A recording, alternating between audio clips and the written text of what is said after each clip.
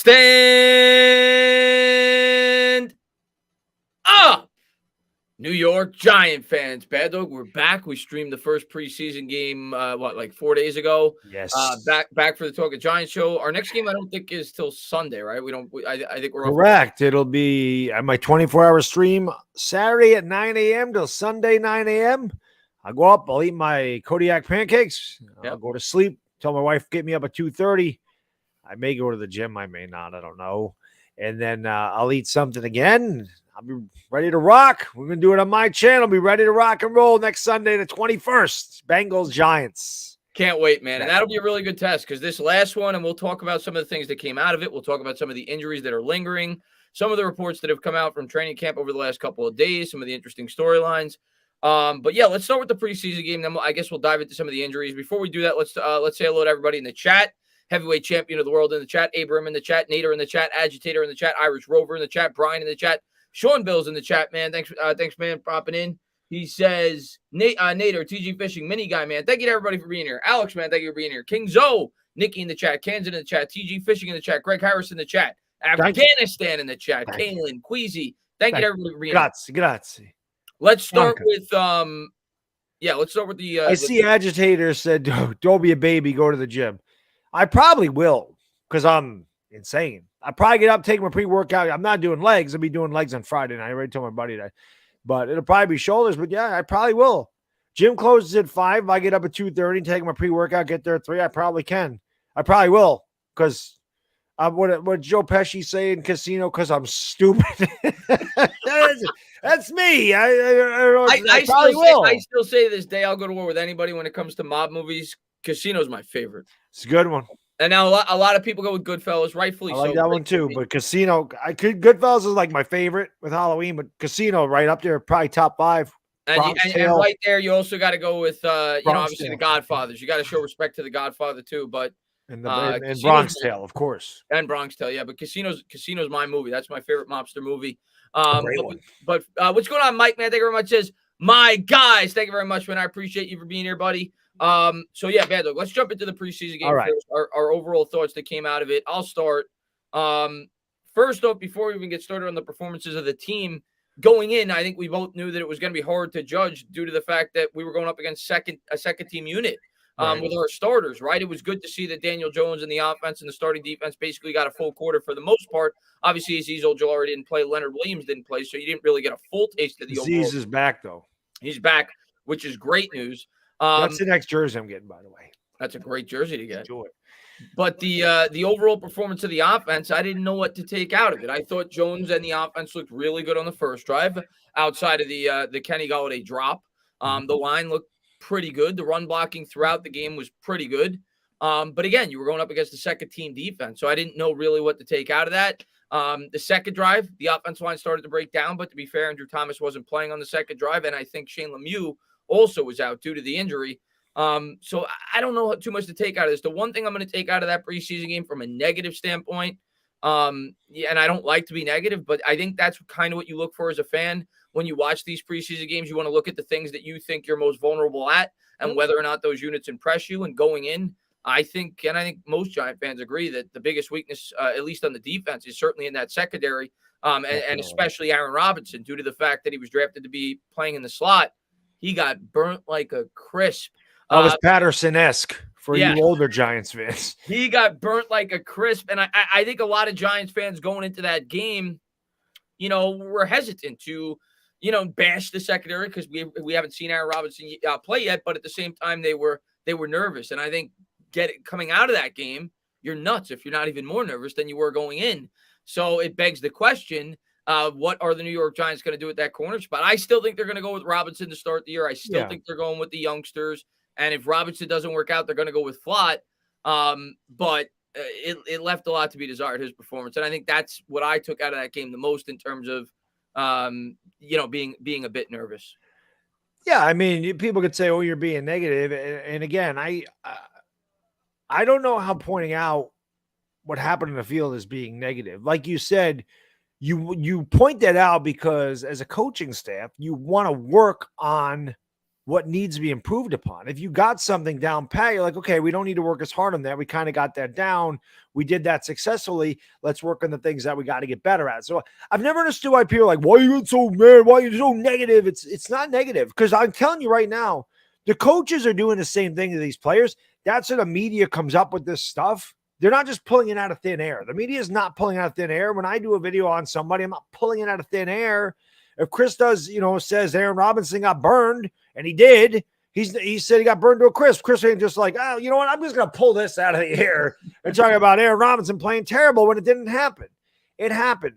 So to me, yeah, I think that Aaron Robinson was that was the one that really stood out to me as like being really bad, because you're going against second string guys, and Wink Martindale likes to blitz, so his corners are going to be out there on an island. And if you can't get the jam at the line of scrimmage, and to me, the worst one, Chris, was in the end zone where he held the guy and he still gave up the damn touchdown. Yeah. And I'm like, that just can't happen. Now, the taunting penalty was pretty stupid because he went like this. I mean, every cornerback does the incomplete sign. Right. When the ball hits the ground. As far as Daniel Jones goes, yeah, it's tough to tell. There's guys that send me, the guys just love when I tear Daniel Jones up. There's guys that send me stuff on Twitter like, Baddog, look, he had a wide open guy going down for a touchdown, going like this. I think it was Colin Johnson, wide open down the sideline. He checked it down. Yeah. I'm not going to get, he missed them, and I'm not going to sit there and go, oh, God. I saw that too. Yeah. So I get a lot of that, because when you're watching the game, as you know, you can only see what's on TV. You can't see the entire field unless they go back and show it. Or if you're at the game, you can see everything. But obviously, when we're watching it where we are, you can't. So, yeah, Aaron Robinson, that worried me. The offensive line's injuries kind of worried me. And Evan Neal was a little rough, but again, he's a rookie. The other thing that stood out to me is the special teams coverage was pretty bad. Oh, now, I don't. Yeah, we said that. Yeah. Yeah, I don't know if that was like the second string guys or just guys in the team that are not going to be like the special teams guys, but the special teams, like the coverage units, were not very good at all. Kenny Golladay was extremely disappointing. That's why I made the video on Kenny Golladay. But other than that, man, I thought the defense was fine. I know Bill Belichick wasn't very happy with the way we played defense, but I thought it was okay outside of Aaron Robinson. I would like to see our guys be healthy. Another thing people told me about Kayvon Thibodeau, because he didn't really show up on the stat sheet and didn't show some, but again, somebody sent me something like that. Like, he dominated. Like, look at this. Look at the pressure he gets. Look at this, doing this. Look at all this stuff. Because again, you don't see this on television unless they go back and show it. And there was a lot of plays that Thibodeau really made an impact and really did dominate on that side, but he never got to the quarterback. Just kind of quarterback stepped up or whatever, or they ran away from him, and you really didn't see Thibodeau, but he did have a really good game. So, Giants got some stuff to work on. Factor in, and I did see some of the film you're referring to regarding Kayvon Thibodeau that people pointed out after the game, but also keep in mind that he didn't have Azeez Ojulari on the other side. Correct. He also didn't have Leonard Williams on the defensive line. So, and Martinez at the middle linebacker didn't play either. So we didn't see, a full front seven. We're missing half of our front seven. So it's way too hard to judge these preseason games and really take a ton out of it. But the one thing I did take out of it was Aaron Robinson, and he got burnt on the same exact pattern 2 plays in a row. Yes. The other one he was able to catch up, which we said he had good recovery speed, but then he got burnt the very next play. To be fair, he was going up against a guy that ran a 4.240, who has blazing speed. But regardless, it cannot happen. And, and it's going to happen. We have to realize that as Giants fans, there is going to be growing pains. We have a young cornerback on the other side opposite of Dory Jackson. That is going to happen when you have as an aggressive defense as the New York Giants intend to run. You just hope it's not too frequent. And we'll see as the season gets underway. King, man, thank you very much, man. I hear you, Baddog. I need the gym in a major way, bro. Yeah, listen, I'm with you, kid. I told Get her done, baby. Get her done. I have a fitness channel. Cheap, shameless plug. Subscribe to our fitness channel. I talk about all this stuff on there. I always say anybody wants to DM me or IM me on Instagram and ask me questions, I'm more than happy to answer, man. I fitness is a major part of my life. As a matter of fact, it's funny. I went to the grocery store today, and a kid, he was a bit tall kid, and he just said to me, he goes, "You mind if I ask you a question?" I thought he was going to say, "Are you Baddog?" I thought that was coming. Yeah. And he goes, because I just got done with the gym, and he said, "I don't want to bother you, but he goes, like, I'm looking to put on muscle." He goes, "You look like you kind of know what you're doing. Can you tell me?" And I really just said, "Listen, I can talk your ear off about this stuff, and I'm just going to tell you, high protein, low fat. That's the best." I said, "Look at my Look at what I'm buying here: chicken, ground turkey, yogurt, protein pancakes, diet soda, fruits, vegetables. That's pretty much what I live on. So I said, you stick to that diet and work out really hard, you'll get there. But I couldn't talk to him for an hour because I could. But Yeah. No, it's it's common sense. It's just not everybody could do it, but it's mainly about your diet and what you eat. Christopher, man, thank you very much. Best thing for the Giants this year is not win a lot of games, so we're able to get a quarterback next year. We know Daniel Jones is not the guy. It does not take 4 years to figure out your quarterback. He is the guy we know by now. Hey, Baddog and myself say it all the time. We're not going to tell you to root for your team. I am not going into the year rooting for that.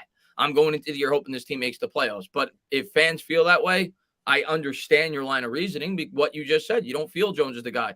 And I can give you instances where quarterbacks do find it year 4, but it's rare. So I understand where you're coming from. I'm hoping as a fan that with the new offense, he turns a corner. But if he doesn't, we are absolutely taking a quarterback in 2023. That's my outlook. And if you ask me right now, yeah, I'm definitely leaning that we're going to be drafting a quarterback. And some of the reports that have come out, Baddog, over the last couple of days in practice, and again, it's practice, so I'm not going to go bananas about it. And they're also going up against the defense that blitzes like crazy in practice. So, you may not be getting as fair of a look on the line and the overall offense as maybe you should. And that should only help the offense, or at least we hope it only help the offense come regular season time.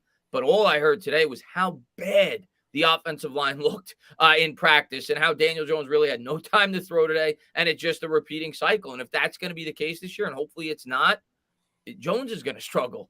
He's shown in the past, if you can't block, and it's most quarterbacks, if you can't block for them, they're not going to be able to get the job done. Hopefully that will not be the case.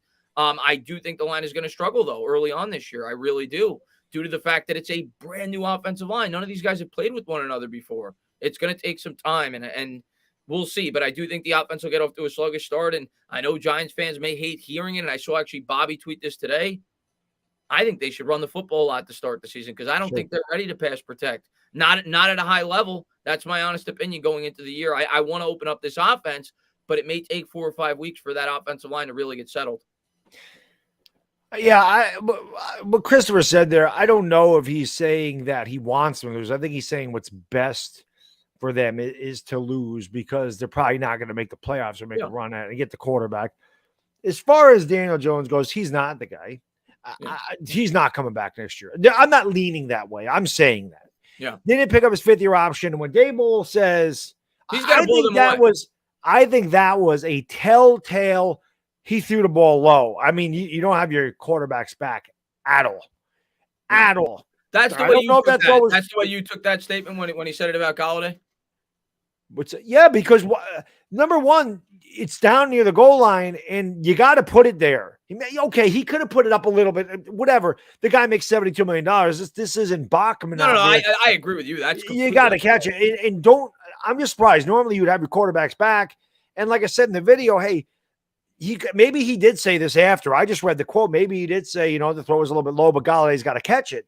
I would have liked to have heard Galladay's got to catch it. He's your $72 million man. The receivers need to bail the quarterback out at some point. However, but to be honest with you, Baddog, and again, I haven't watched that play a million times, but to be honest with you, the way I looked at it was he didn't even need to bail him out. He just needed to catch it. The ball was where it was. That's what I'm saying. He didn't need to bail him out. He just had to catch. He didn't have to lay out. He didn't have to jump. He didn't do anything. Now, this is the wrong receiver. Colin Johnson was wide open. It should have been a touchdown. Listen, Daniel Jones fans, don't watch my video tomorrow. I already recorded it. It's coming out at 10 in the morning. Don't watch it. Don't watch it because you're going to get pissed off, which always makes you laugh. Ooh, why you get so mad at somebody's opinion? That's the internet. That's the internet. This is 4 years. 4 years of, it's the offensive line. Oh, it's coach Jeff. Oh, it's play call. Oh, my God, the moon is full. Oh, my God, Saturn's in retrograde. Can we stop? Oh, it's only practice, Baddog. How many years have we heard it's only practice? You're supposed to get better in practice. He doesn't get better in practice. And Chris, to your point, and again, I talk about this in the video tomorrow, he had a lot of time to throw. Oh, you're talking about what are you talking about? Today. He had time to throw. Did he? Yeah, I just read what maybe not every play. Yeah. But there's an excerpt in there. But I talk about the amount of time he has to throw. Processing skills aren't there. This is not a coaching issue. This is a Daniel Jones issue. Something I've been talking about for 4 years. When he was a rookie, whatever, okay, he'll adjust. hasn't adjusted. Yeah. Daniel Jones needs to adjust because, Chris, if teams know that all you got to do is blitz the guy and he's going to screw up, then they're going to come after us. You know? Yeah. So, I mean, yes, you would hope that he'd get better at this. And he's not getting better. My outlook on Jones is I agree with you for the most part. I'm not going to say 100%, but I'm very high that I don't think he's going to be the quarterback in 2023. I can't imagine. He'd have to just go. He'd have to do a complete 180 and just surprise even the most staunch Daniel Jones fan. But my outlook on Jones is this: we got no choice but to root for the guy this year. Oh, I'm not. I know you are. And I hope as a fan with the new scheme and everything else, he does take that leap. But I am not banking on it. I'm not. But I'm going into the year hoping that he can. With the improvements around him. But if you ask me, you put a gun to my head, Chris, is Daniel Jones going to be the quarterback in 2023? No. All the signs point to it going into the season. You brought in a new GM who never drafted the guy. They did not extend him on a $21 million extension, which is peanuts of what they're going to have to pay him if the guy's a great year this year. So the Giants are betting against Daniel Jones. That's the way I look at it. And they're saying if you prove it, then we'll pay up. But you got to be able to do it. So if they truly, really believed in him, they would have at least given him the fifth-year option and then tried to figure things out next year. I understand coming off the injuries and there's questions like that going into the year. We'll see. I mean, that's what this season's about, is finding out not just what Jones is, but a lot of the other pieces on this team, whether or not they're going to be parts of the future of this team. Saquon Barkley, another major question mark going into this year. Of course, he's not under contract after this year. So Golladay could be cut next year. They could save a lot of cash. So I think he is going, to be honest with you, Chris. I don't think he's coming back. We would save, I think, $6.6 million if we were to cut him. It depends. For me, I'm definitely – listen, if Golladay doesn't have a good year, he's gone. He doesn't have to have a great year, but he's got to have a good year. You got to score a touchdown. You got to have a productive year this year to come back. Otherwise, yeah, I'm with you. Cut the guy. Move on. Save yourself $6.6 million. He has to have an improvement this year, and I hope he does, because even if Jones isn't going to be back, he's a guy that might be able to assist the rookie quarterback. So I hope he does. I'd like to have him back. The contract doesn't look nearly as bad as it once did if he produces. When you look at the wide receiver market this past year, Christian Kirk got $20 million a year. So you look at Golladay, you're like, all right, he got $17 million a year. If the guy could catch footballs and produce at least at a pretty good level, you bring him back. But he's got to produce. He's got to be much better than he was last year. In fairness to Golladay, though, who did he have throwing the ball the last 5 games last year? And he still had almost 800 yards or whatever he had. So his stats may have been better had Jones never gotten hurt, but he has to have a much better year this year. And so far it's been underwhelming. I'm going to wait until the first 4, 5, 6 weeks to go crazy on Golladay, but I understand fans' frustration, especially when you see him, or at least it feels like the guy's not running his routes. It's just not a good sign. But we'll see. But that he's certainly a major question mark as well. Yeah, and people talked about it. Plexico Burress didn't run, didn't practice very hard either. Well, Plexico Burress, I know 1 year worked through an injury. The dude had a bad foot or something. I think it was 2007, but he played every week, and every week he produced. Kenny Golladay has not produced. And again, it's been 1 year, but I look at the effort and I'm like, Jesus, that worries me more than anything. It's always the effort. The effort worries me. I said it on Twitter, Baddog, and some fans didn't understand where I was coming from. I was not comparing them in terms of their contributions, because Julius Randle is a much, much better as opposed to Kenny Golladay. The guy made an all-star game, led the team to the playoffs. But last year, all you heard from Knicks fans was the lack of effort from Julius Randle, the poor body language. He gave the fans an attitude. You get those vibes with Golladay. Yeah. And if that got paid. Yeah. That's and if that continues into the regular season, it's going to get ugly real fast. Yeah, I agree. King John, man, thank you very much, man. I truly hate the thought, but I feel we're drafting a quarterback. I mean, I agree with you. That's where I'm leaning going into the year. Jesse, man, but thank you, man. Jesse says, what worried me was DJ taking us down to the red zone, then not scoring a touchdown. Looks like the DJ. See, I'm not going to put that one on DJ. I'm going to put that one on Golladay. Jesse, that throw was, and again, I'm not going to get super excited that DJ had a good drive because we're going up against the second team defense. But I'm not putting that one on DJ. And yeah, he may have been a half yard short, but I think they would have went for it on 4th and a half a yard. Galladay's got to catch that ball. And to be fair to DJ on that specific play, he had no time. I mean, they blitzed. He had to get rid of the ball fast. Golladay was probably his first read. He saw that he was open and he threw it to him. Galladay's got to come down with that ball. He's a $72 million receiver. So I'm not putting that on Jones. Now, the Colin Johnson play, the one that you were referring to in terms of the breakdown. Johnson was wide open. I won't say wide open, but definitely open enough because that safety, I think, had he been going towards Golladay, would have broke towards Golladay. Yeah, you got to throw that though immediately. Had he been quick and decisive, that's a touchdown. No doubt about it. Now, again, I don't know who the first read is or whatever, but he was looking at that side of the field. I agree with you on that play 100%. But this play, I'm not going to put on DJ. That one falls on Golladay for me. That's Daniel Jones' biggest issue. The inability to see the field at a rapid pace. And again, that goes back to the ability to process quickly enough to see everything. And that, again, that's just something that you either have or you don't. I don't think you can teach that to a guy. I think it's instinctual, and that has been my hang up. And that is why, kind of midway through the year last year, I gave up on. I just said, nope, he doesn't have it. He can't process. He doesn't read the blitz. He doesn't look off the safety. He doesn't see these guys running down the route. He's too quick to check it down instead of taking that chance. And this is what Daboll told him. I want you to take chances. He still was checking the ball down. So again, and the other thing is people are like, oh, it's just practice. But like I said, we've said this for 4 years. How many? I don't understand that. Just practice. It's like playing poker with fake chips. Regardless, you can pick up really bad habits saying, oh, they're fake chips. Oh, it's just practice. The point of practice is to make yourself better, to be more, have more precision, to be able to read quicker, to work on things you're not good on. It hasn't translated. Listen, hasn't. I understand, especially because it's year 4. Right. I am choosing not to flip out because during practice. Now, during the regular season, that's another story. I'm flipping out. Screw it. I'm done.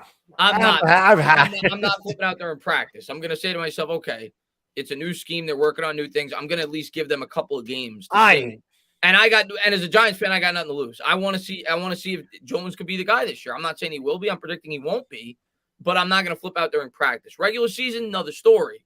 I'm probably not flipping out week 1. I'm going to give it a few weeks in the offense, especially if Evan Neal is struggling in the offensive line. But it's going to be quick. He's got to turn on that light quick this year.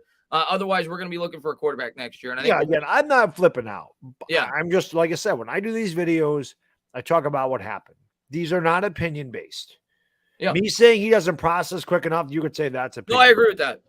But if he's 6 or 20 with 2 interceptions, again, I didn't pull that stat out of thin air. That's what happened. So, if you're a Daniel Jones fan and you get pissed off when I badmouth him, do not watch the video tomorrow because you're just going to make yourself angry. Don't even bother. Dominic, man, thank you so much. Love you guys. Realistic Giants record this year. I'm sticking with my record I said like 2 weeks ago. I said 7-10. Same here. And that's what I'm going to stick with going into the year, 7-10. Yep. I feel the same way. I think it's 7-10. I think the floor is 5. Yeah. I think the ceiling is 9 to kind of put us at 7. I did have us at 6-11 when I first did the schedule, but somehow when I did it, I found a way to beat the Eagles. So I gave a 7. Yeah. If you said, Chris, well, I would 6 or 7. That's where I'm at. If things really break right, yeah, we could win more. You could say that about almost every team in the NFL, but I'm trying to be realistic. Last year we said 9, or at least I said 9. I think you were kind of in the same boat. Going into the year after the offseason acquisition they made. I'm trying to be realistic this year and realize that this is a rebuilding year and realize that this is going to take some time to get this thing going in the right direction. So I'm at 6 or 7. I'm leaning more towards 7, maybe because I'm trying to be optimistic, but that's where I'm at. Tommy, man, thank you so much. We missed on Golladay. Let's accept it. Not on DJ. We missed on Golladay. Let's accept it. Not on DJ. You're saying we didn't miss on DJ? We're going to find out this year if we missed on DJ. After this year, the question's going to be answered. I think after 4 years, you should know that 6th overall pick is not. This is year 4, so we're going to find out. We're going to find out. Whatever this year, we're going to find out if we missed on DJ. As far as Golladay goes, it appears we missed right now. I'm going to give him this year. We haven't, he's only been here for a year, and he did deal with a lot of crap last year. The Jason Garrett scheme, he hated Jason Garrett. They were fighting on the sideline, wasn't getting him the ball. And when Jones went down, we literally were playing a high school quarterback for a third of the season. So I'm going to give Golladay the year. I'm going to see how he fits in the scheme. I'm going to see how he performs. But so far, he's left a lot to be desired in practice and in the one preseason. I think Gettleman missed on a lot. Yeah, I saw somebody say Baddog's going to rant about practice, but when he does good in preseason, just preseason. I'll tell you what, all you people that got a problem with what I do, why don't you do videos too? I mean, you can do it. It doesn't cost money to do YouTube. You have one of these things. Everybody has one of these things. What you do is you just turn it on and you hit the record button, and then you give your thoughts. You don't need a green screen. You don't need any of this stuff. You just give your thoughts in your phone, and you upload it to YouTube, and you can let us know, right? Piece of cake. You don't even need to show. It always makes you laugh. It makes you laugh, and it's amazing to me that my words are that heavy. Like it makes me feel good when people say you're an ass, you're stupid, because I'm like, my words actually hold that much weight. That I get people in their feelings because I talk about what actually happened on the field. So the fact that my words mean that much to some people means the world to me. So thank you. I appreciate your support. Tyler, man, thank you for being a member for 16 months. Says, hope your guys' day is going good. Chris and Baddog. Also, Baddog, the Yankees are pissing me off. Yes. Yeah, of course. They lose tonight. What a joke. But then again, I get in the thing, Baddog, I need a rant. I'm like, I don't rant after every Yankee game. I got to feel a rant. I don't just rant to rant. I did a rant after they got swept by St. Louis. I went off. I just streamed the game last night. I had a good Aaron Hicks rant in that one. But this is probably the Yankees. You're going through a slump right now. Every team does. They still have a 10-game lead in the division. Yankees have still had a great season. They're season. making me mad, though, too. Trust me. I'll be honest, man. If it was me, if I was a Yankees fan, I even said this when they were on pace to set the record or come close to setting the record for most wins in a season. I always thought the pitching staff as a whole, whether it be your closer, whether it be your starting rotation, was going to revert back to the back of their baseball cards. And I think that's what's happening. But I think you're going through a slump. I think they'll get back where they're supposed to be, and you'll finish the season strong. And I still think you're at least going to the ALCS. We'll see what the hell happens. But yes, right now it's a rough stretch, to say the least. Mark, man, thank you for being a member for 18 months. Hey guys, are you all excited that the Madden game comes out this week? I don't think either one of us are a Madden player. I haven't bought a Madden since 2012.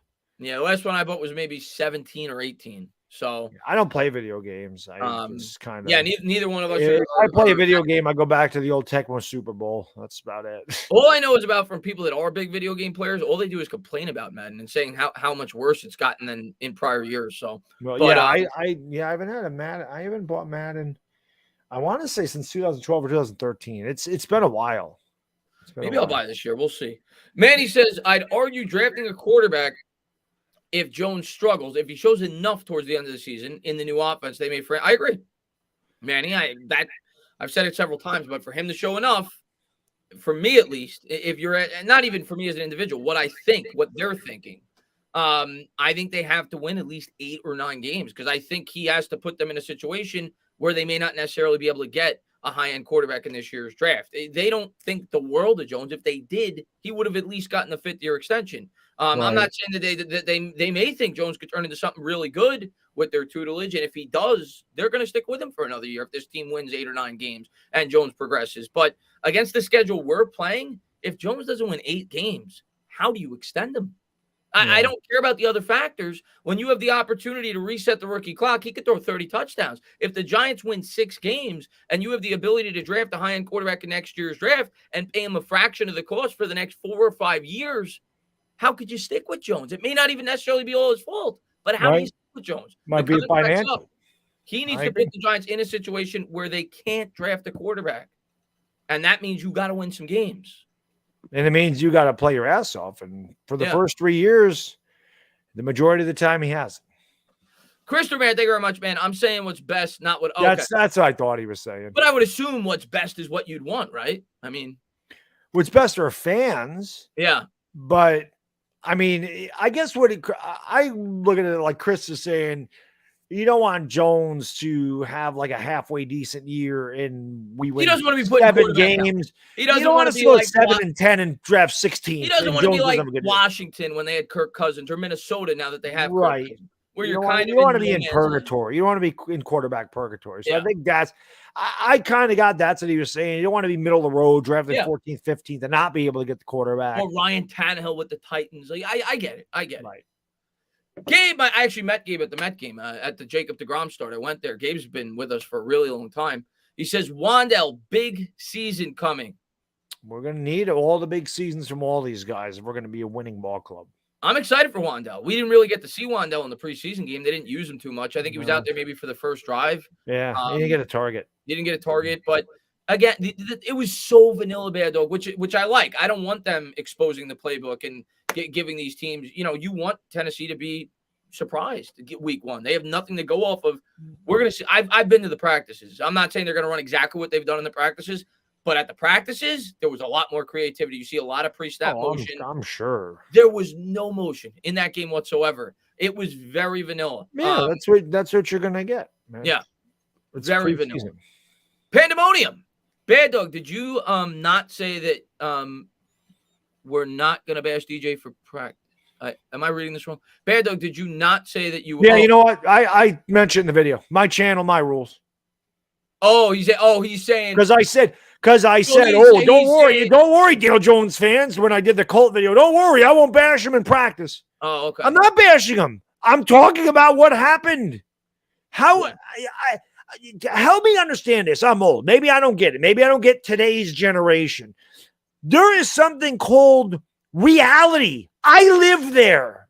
I don't know where some of you live, but I live in a world of reality. And again, I make a couple of really nice analogies in this video, and it's a fact. Just because you don't want it to not be true does not make it not true. So, no. We'll find out this year. Talking about what he did not do and how bad he performed is not bashing him. It is talking about what happened. I don't understand why people don't wrap their mind around that.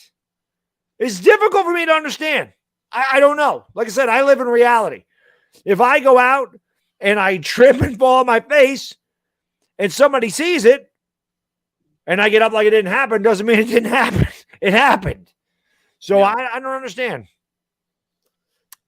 Pinworm. Yeah, I will do what I like. That's what I said. You can all make your own channels. You can all do your own content. Hey, man, I say it all the time, Baddog. I don't watch content creators to always agree with them. I watch content creators a lot of times to get a different perspective. To think, to get a different perspective. As long as it's well thought out, well prepared, and they give a good reason for why they think the way they think, I respect it. That's what I'll say. And I understand where you're coming. I understand where Giants fans are coming from that are saying that Jones is not the guy long term, because I'm pretty much there. But I'm at least giving him this year because I have no choice as a fan. And I think it was the right decision to bring him back, as did you, based off all the factors. You don't want a quarterback this year. With the poor quarterback draft class and everything else. So we have no choice but to give the kid an opportunity. I guess my point is this. I've heard for 4 years now, or 3 years going into year 4. Oh, it's this. You're going to be sorry. You're going to be wrong. You're going to be this. Well, my question is, if I'm not, and he does end up being bad, and he's not here next year, is everybody going to come back and go, sorry, bad dog, you were right? And don't give me, the line. Oh, he had all these coaches. Oh, he never had a chance. All right, that's something a narcissist does, and they just can't admit that they're wrong. They got to make it's your fault. It's this person's fault. It ain't my fault. I wasn't wrong. They were wrong. We want to be wrong more than anybody, and we. I hope people like, oh, you want to crow. I want to. We stand. We say it all the time. If the Giants if he ever becomes the next Eli Manning, we'd be the ones that get embarrassed the most. Yeah, I want to be so embarrassed for my draft day reaction. Yes. I've been waiting 4 years to be embarrassed for that. Yeah. Pinware, man, thank you very much, man. A Roman walks into a bar and holds up 2 fingers to the bartender and says, "Give me 5 beers." I'm trying to. I'm trying to get it, Pedro. What is it? I'm guessing that Roman numerology, maybe, or something. I don't know. Yes, because it's a V. Oh, a V. Okay, there we go. Okay, Pinworm. I had to think. Good job. Musab, man, thank you very much, man. I usually don't like talking about next year, but what are some of your early top quarterback prospects to keep an eye out for? I only ask because I don't watch college. Yeah, listen, I'm going to be watching a lot of college this year for that reason, and that reason mainly because I know that it's at least a realistic possibility that we're going to be looking at a quarterback this year. There's a lot. You want to watch a lot of Ohio State games for sure. I don't know if we're going to be picking that high. Kentucky as well with Will Levis. You also Alabama, of course, with Young, Bryce Young. and then you also got Anthony Richardson, who I'm really intrigued by out of Florida, who I think is do very not nice. take a Florida quarterback. Yeah, had this you're against the Florida idea. Danny Werfel, Chris Winkie, Tim Tebow. They haven't worked, but Baddog, you and me differ on this. we have differing opinions on this. You believe in that. You believe in that certain colleges, yes, will not produce good quarterbacks. Yep, Ohio State, Florida, USC. See, I disagree because I'd have to look at a list, but every year there's a quarterback from a college like LSU. LSU didn't have any great quarterbacks. And then Joe Burrow comes in the league. He's one of the top 5 quarterbacks in the league. Oregon never had any really great quarterbacks. Justin Herbert comes into the league. He's one of the best quarterbacks in the league. You also don't go to those schools going, oh, God, they have all these quarterbacks every year. Yeah. What about Marcus Mariota? He was from Oregon. What happened to that guy? He didn't work, but Justin Herbert did. But Justin Herbert should have been a damn giant. I'll always be bitter about that. Yeah, I don't know. Like, first show we ever did, we talked about Justin Herbert playing quarterback for the Giants. That's true. The first episode that we did. But for me, if the guy could play, the guy could play. I understand that certain college schemes, Ohio State probably being one of them, don't necessarily run the best pro-ready scheme in the NFL. But what did we hear about Daniel Jones at Duke? That they run this great pro-ready scheme and that it was getting him ready for the NFL. If the guy can play, he can play. And that's up for the scouts and the GM to analyze this guy, whether it be through tape, whether it be through the combine, and figure out what his ceiling is. Actually, with Florida and Ohio State, I think it was more of a spread offense. And I think Urban Meyer had a lot to do with it. And look at what Urban Meyer did to Trevor Lawrence. So I think the coaching obviously has a lot to do with it. Now, USC, they got Lincoln Riley. Now, he pissed me off with what he did at Oklahoma. But, Caleb Williams is at USC now. Caleb Williams could be a great quarterback. We'll see. But we'll see what Lincoln Riley does at USC and if he produces any really good USC quarterbacks. I can tell you as a guy that watches Oklahoma, and there was a couple really good quarterbacks that came out of Oklahoma that really never amounted to much. Sam Bradford was one. Baker Mayfield certainly fallen short of expectations. We'll wait and see on Kyler Murray. Kyler Murray's kind of I don't really know what to make of him yet. Kind of in the middle for me. He's he hasn't really produced when he's had to, but he's a very dynamic player. Yeah. But Ohio State just hasn't. But listen, if the Giants go out and they decide they're going to get CJ Stroud, I'm not going to be like, oh, no, he's going to be terrible.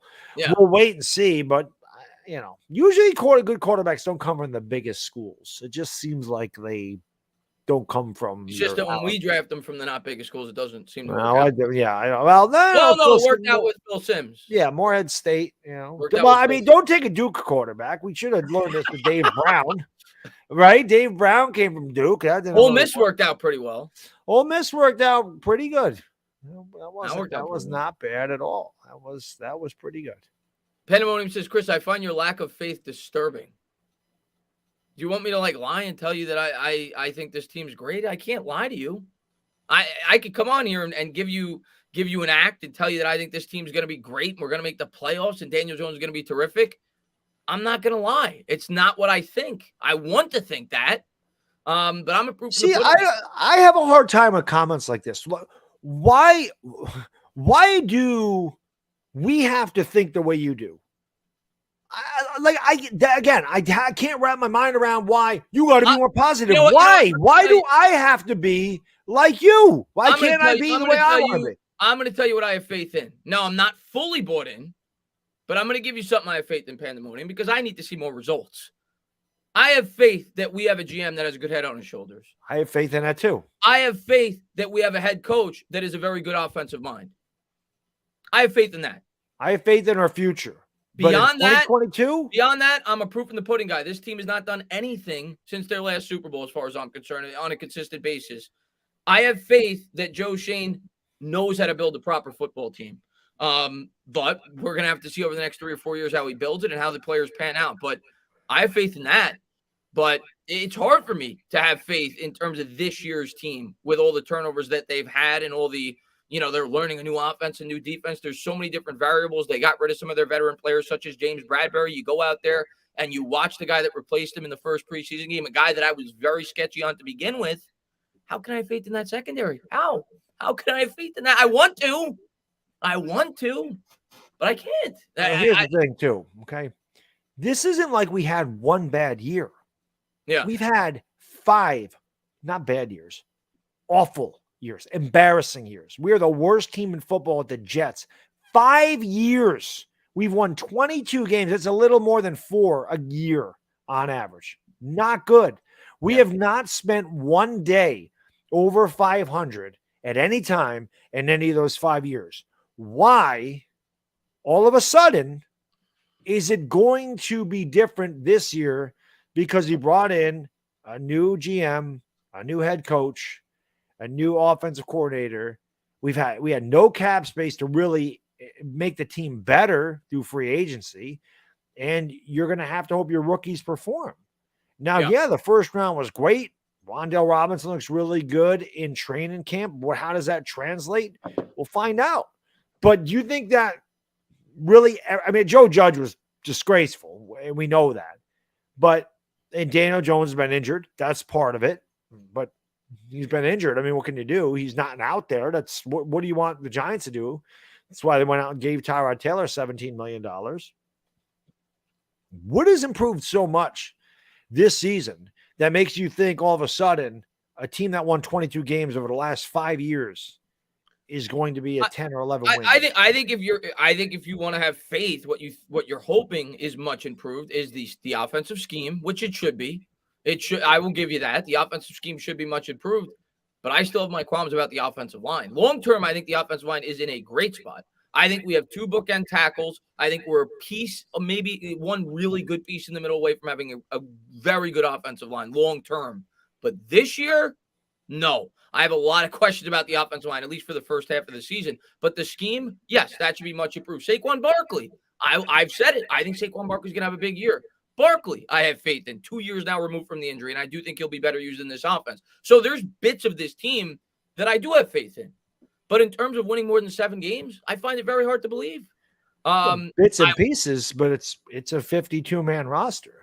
The pass rush should be significantly better, but at the same time, the cornerbacks. And my biggest question with the defense now is if these cornerbacks continue to struggle, is Wink able to adjust? We saw in Baltimore he was not able to adjust, which is why he lost his job. So we'll see. But I'm excited for the season. I'm really excited for the season because I'm always excited. I watch him every week. I'm always excited. I always go in there. I always go in every week thinking that they can win, unless, like when Fromm was there, I knew they had no chance. But I watch him every week. I root my heart out for him every week, which some people just don't seem to understand. When you're critical of a team or you, talk negatively about a guy's performance when it was terrible, it doesn't mean you don't love the team or you're rooting against them. Like, again, my mind don't work that way. If I didn't care about the Giants, I wouldn't get mad. Yeah, I would never be mad. Why would I rant? Why would I do that? Why would I care? Why would I get myself all worked up and upset if I didn't give a damn that they lose all the time? I obviously do. I want to come, Baddog. I'm going to tell you right now, I want to come on here and be the biggest Homer fan. That's what I want to be. I love fans like that. I love license plate guy. I love the ultimate fans. I can't do that. I don't want to come on this platform and just lie. I know. It's not even lying. Chris, not even lying. It's the way my mind works. I can't change the way I think. Yeah. Everybody's different. And I'm not. So, and again, these guys. I am not telling people that think that we're going to make the playoffs that they're liars. Right. If you think we're winning 12 games, I'm not going to go, you're stupid. What are you talking about? I just don't agree. Yeah. But it's not like, oh, you're too positive. Oh, you think Daniel Jones is going to be a Pro Bowl? You're too positive. Yeah. I would never say that. I would never say you're wrong, whatever. But I just don't agree with that. Like I said, when I do videos, I talk about exactly what happened, what I saw, what the performance was. I don't just make these things up. I don't make it up. So he was bad in practice. He's been bad for 3. We've been bad for 5 years. I'm not making that up. I'm not making that up. It's not like we were 9-8 and I'm being critical of the team. Shit, we were 6-10 2 years ago. And going into last year, I thought we were winning 10 games. We were excited. We were excited. 10 games. I said, we're winning 10 games. We're going to the playoffs. We were drinking. Now, to be fair, I think what happened was as fans, you, me, and a lot of Giants fans were drinking the Kool-Aid. They weren't looking at it, myself included. They were not looking at it with unbiased goggles on. They didn't look at the 6-10 season and say, well, we beat the Bengals without Joe Burrow. We beat the Cowboys without Dak Prescott. We beat the Philadelphia Eagles when Carson Wentz was the worst quarterback in the NFL. We got destroyed by the Niners backups. Yeah, and I get it. It was a new coach. It was a new regime. You were excited. And then we went out there and we spent a ton of money in free agency, and we were not as fortunate. We didn't have a lot of injuries either, by the way, in Joe Judge's first year. We didn't. For a team like the New York, I mean, I know Barkley got hurt, but Jones. But we didn't have near the amount of injuries that we had last year. So we'll see. But I the way I'm looking at this is a multi-year process. The process started over. It's a new GM. It's a new rebuild. Hopefully this goes along much quicker, because in the NFL, rebuilds, if they're done properly, can happen real fast. But of course, you have to hit on the quarterback, and you need to stay relatively healthy. You need a couple of breaks to go your way. But you look at the Cincinnati Bengals; they flipped it in 2 years. Yeah. They had the #1 pick. They got Joe Burrow. The Rams flipped it pretty quick too. The Rams flipped it quick as well. It can happen. But you need to hit on some of your draft picks, and you need to build your team the right way. But I guess my point was, when everybody's like, "Oh, you're negative," I'm like, I picked us to win 10 games last year. So that obviously wasn't negative. I was very optimistic. It just didn't work out. And I saw what the team was. And now I'm looking at it going, we didn't have any cap space. And everybody, and that's the thing. I was like, well, it's a new system. Well, what is it? I mean, you're going to make excuses for the guys not performing because it's a new system, but you think we're going to win 10 games because it's a new system. Yeah. Like, which one is it? Yeah. And Danny, man, thank you so much. What's up, guys? Wink has been very aggressive. You guys see anyway, he dials it back a bit to help DBs if he can get some pressure without the front four. Ojulari, KT, Dex, Williams should be very good. Danny, I think he's going to have to. And I'm not, and maybe I'll be wrong. Maybe Aaron Robinson will. It is a preseason game, so you want him to work on things. But he was going up against like a 4th string, 3rd string, 2nd string wide receiver, whatever he was. And he was getting destroyed. So it's certainly something I'm at least worried about after getting a look at him. With the type of defense we're going to look to run. I don't think Wink's completely dialing it back, because that's just not in his nature. That's not the type of defense he's going to run. But if he has to make some adjustments, he's going to have to. The strength of our team is not in the secondary. That was the strength of his team when he was with the Baltimore Ravens. You have to play to the strength of the players on your team. And I know a lot of people hated Patrick Graham's philosophy, and I hated it at times as well. But I think he was trying to play to the strength of this defense. And he's gonna have to meet in the middle. I don't think we're gonna be able to blitz as much as Wink has done in the past with the Baltimore Ravens. I'll say that. We just don't have the secondary to hold up as consistently. But we're gonna be aggressive. We're gonna show different looks. We're gonna go after the quarterback. Yeah, and like you said, the secondary, it's blitzing really hinges on the second. It's a gamble. Blitzing is a gamble. You really do depend on your guys, because if receiver gets by Aaron Robinson, like we saw on Thursday, it's either going for a really long play or it's going for a touchdown. So that's the chance to take. When you want to bring those guys, you have to rely on your secondary. And if they can't get the jam off the line of scrimmage, and that he has a free release and the quarterback can read that immediately, or they see the blitz coming and they check to a quick slant, and the guy gets out open in the middle of the field, he can run for a long way.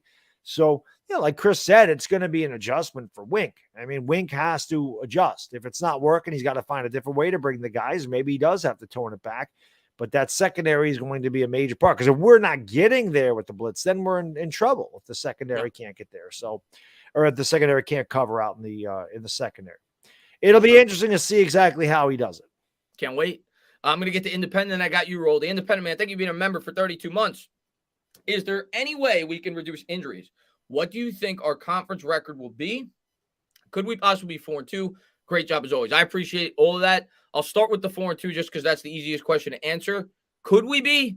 Sure, we could be. Will we be? Very unlikely.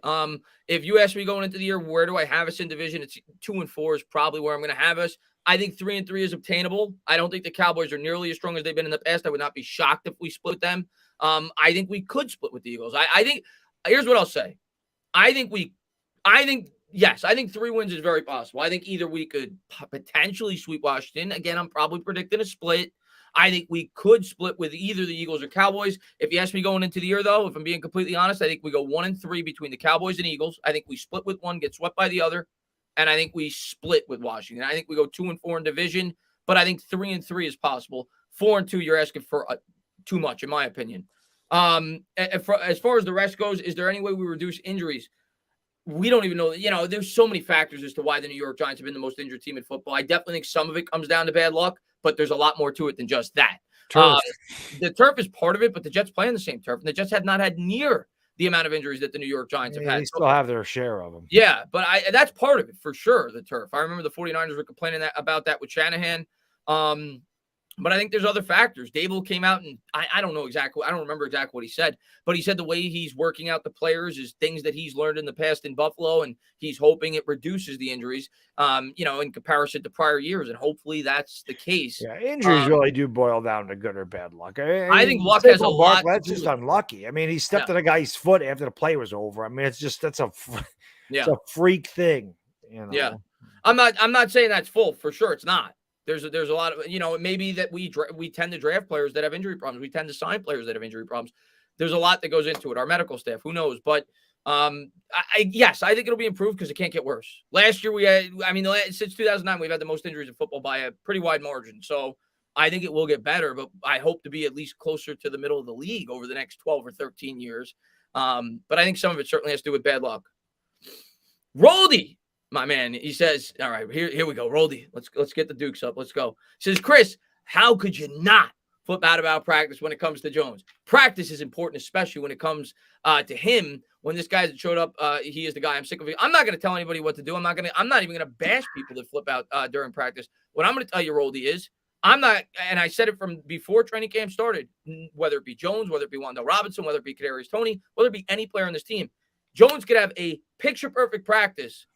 I'm not going to take too much out of that. Jones can have a horrible practice. I'm not going to take too much out of that because for the simple reason, Roldy, we don't know what they're trying to work on in that specific day. I remember Brian Daboll came out after Jones had a really bad practice and told him to throw to receivers that were in tight coverage because he wanted to work on the DBs. He probably also wanted to work on Daniel Jones's reaction time. I'm not telling you not to be concerned at all over the things you're hearing in practice. I'm reserving judgment in terms of flipping out and being nervous until such time I see this offense, not just Jones, play in 4 or 5 regular season games. That's my take. Now, I fully understand there's going to be fans that are going to flip out after week 1. I will not be one of those fans. I'm sure Roldy will be. And that's all well and good. I'm going to give the offensive scheme at least some time. I'm not saying I'm going to be as lenient as I've been in the past, but I'm going to give them 3, 4, 5 weeks to work the kinks out. And if things don't take a monumental leap, then yeah, it's time to start thinking about a quarterback. It's time to start thinking about new pieces on this offense. But that's my mindset going into the year. The way I look at it is this, Roldy. I'm also sick of the excuses. I'm not an excuse maker. I don't make excuses. That's just not, it's not the way I'm built. I don't make excuses. If I fail, even if it wasn't my fault, I usually take the blame for it, or I try to figure out a way for it to not happen again. However, like I said, and people get on my case about why are you flipping out about practice? And I say, why are you telling me how to feel? At the same token, you can't tell other guys that say, hey, it's just practice, I'm not worried about it. You can't tell them, how are you not worried about it? Again, people are going to feel the way they feel.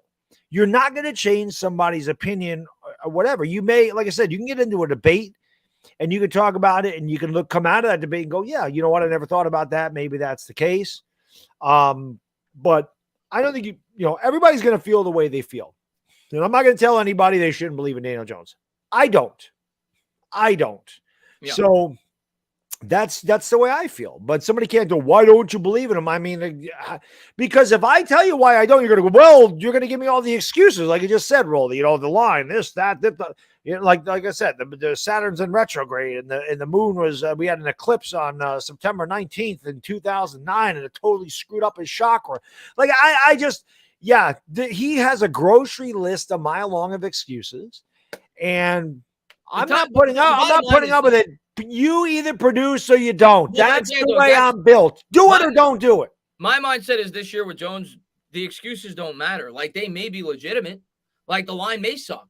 It may take him 4 or 5 weeks to learn the scheme. But if Jones does not show at least after week 4 or 5 on that he is taking a huge leap, you're moving on. But Chris, has he taken a leap no, he has not. in 3 years? So why are we giving him 4 weeks? Why are you giving him 4 weeks in the regular season? We've given him 4 years. Listen. You want to bash him week 1? Go right ahead. I'm bashing him now. I'm not going to bash him now. Go right ahead. I'm not going to tell you not to bash him now. No, I look at it like it's a new scheme, and I do think it's going to take some time. I look at it like it's a new offensive line, and I do think it's going to take some time. But at the end of the day, regardless, if at the end of the year I feel, and Joe Shane feels, that the main problem was the line, and it was the fact, the it doesn't line was a matter. big issue. The money talks. He is not under contract after this year. He needs to elevate this football team to remain on as the quarterback. Period. It doesn't matter what the primary problem is after this year. He's no longer under contract with the New York Giants. He was not drafted by this general manager. So regardless of what the primary issue is, it will not matter if Daniel Jones does not start winning football games. In the chat, if you are the biggest Daniel Jones supporter in the world, please, I'm begging you, tell me one quarterback in the history of the NFL that has gotten an extension off of a rookie contract that has not had a winning season in his first 4 years in the league.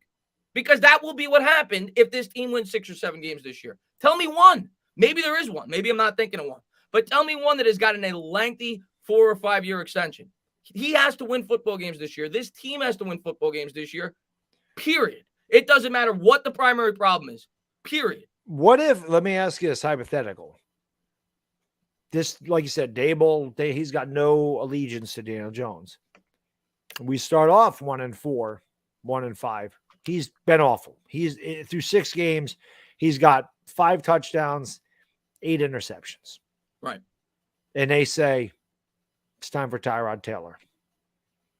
So they didn't. They don't. Listen, Baddog. At that point, the way I'm going to look at it is, I have faith.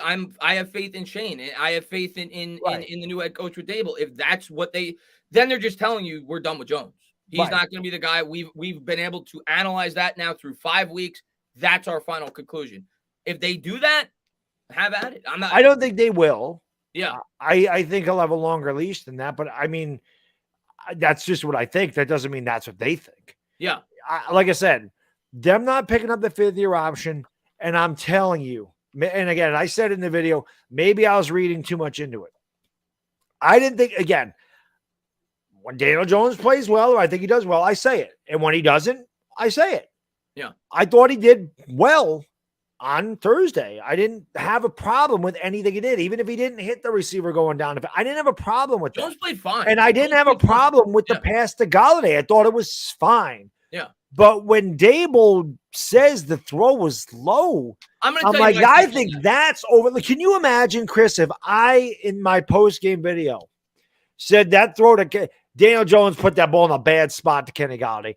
How do you think I would have been received by the people that love Daniel Jones? I'm going to tell you my take. That's why I mentioned in the video. The head coach said this. I heard your take. Your take was that you think that hints at that he does not believe in Daniel Jones because he's. I think that it hints that he's overly critical.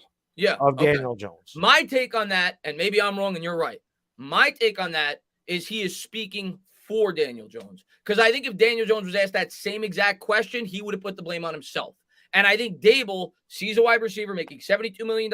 He sees that he's getting a ton of venom from the fan base. And he said, all right, I'm basically going to step in for Daniel Jones. And I'm going to have Daniel Jones, because he's the quarterback, because he's supposed to be the leader of this team, take the hit here. That was the way that I read it. That was the way that I took it. Don't you think Daniel Jones takes a lot of venom from the fan base? Oh, he does. He's the quarterback. So why would you pour gasoline on the fire? Nobody likes Kenny Golladay. I said it right in the video. Who the hell sticks up for Kenny Golladay? I think he was sticking up for his player, but maybe you're right and I'm wrong. I don't know if there's a right or wrong. Only Daboll knows why he said it. I'm just like I said, I may have been reading too much into it, but if I have a guy that is new to my system, and he's a quarterback, and he does take a lot of hits from the media, from the fans, and I'm not the only fan that gives this guy guff, and the media tears him apart, okay? And he's fragile to me. I don't feel like he's a confident quarterback. I would think that the coach would do everything he could to build his confidence, as opposed to a guy that's been in the league, been a Pro Bowl player, and is making $72 million. I would feel like Golladay could be the guy to take the hit there and not the quarterback. Whether Daniel Jones would say or not, you can't paraphrase. Like I wouldn't want somebody paraphrasing for me and saying something that they think I might say when I might not say. That's fair. That's fair.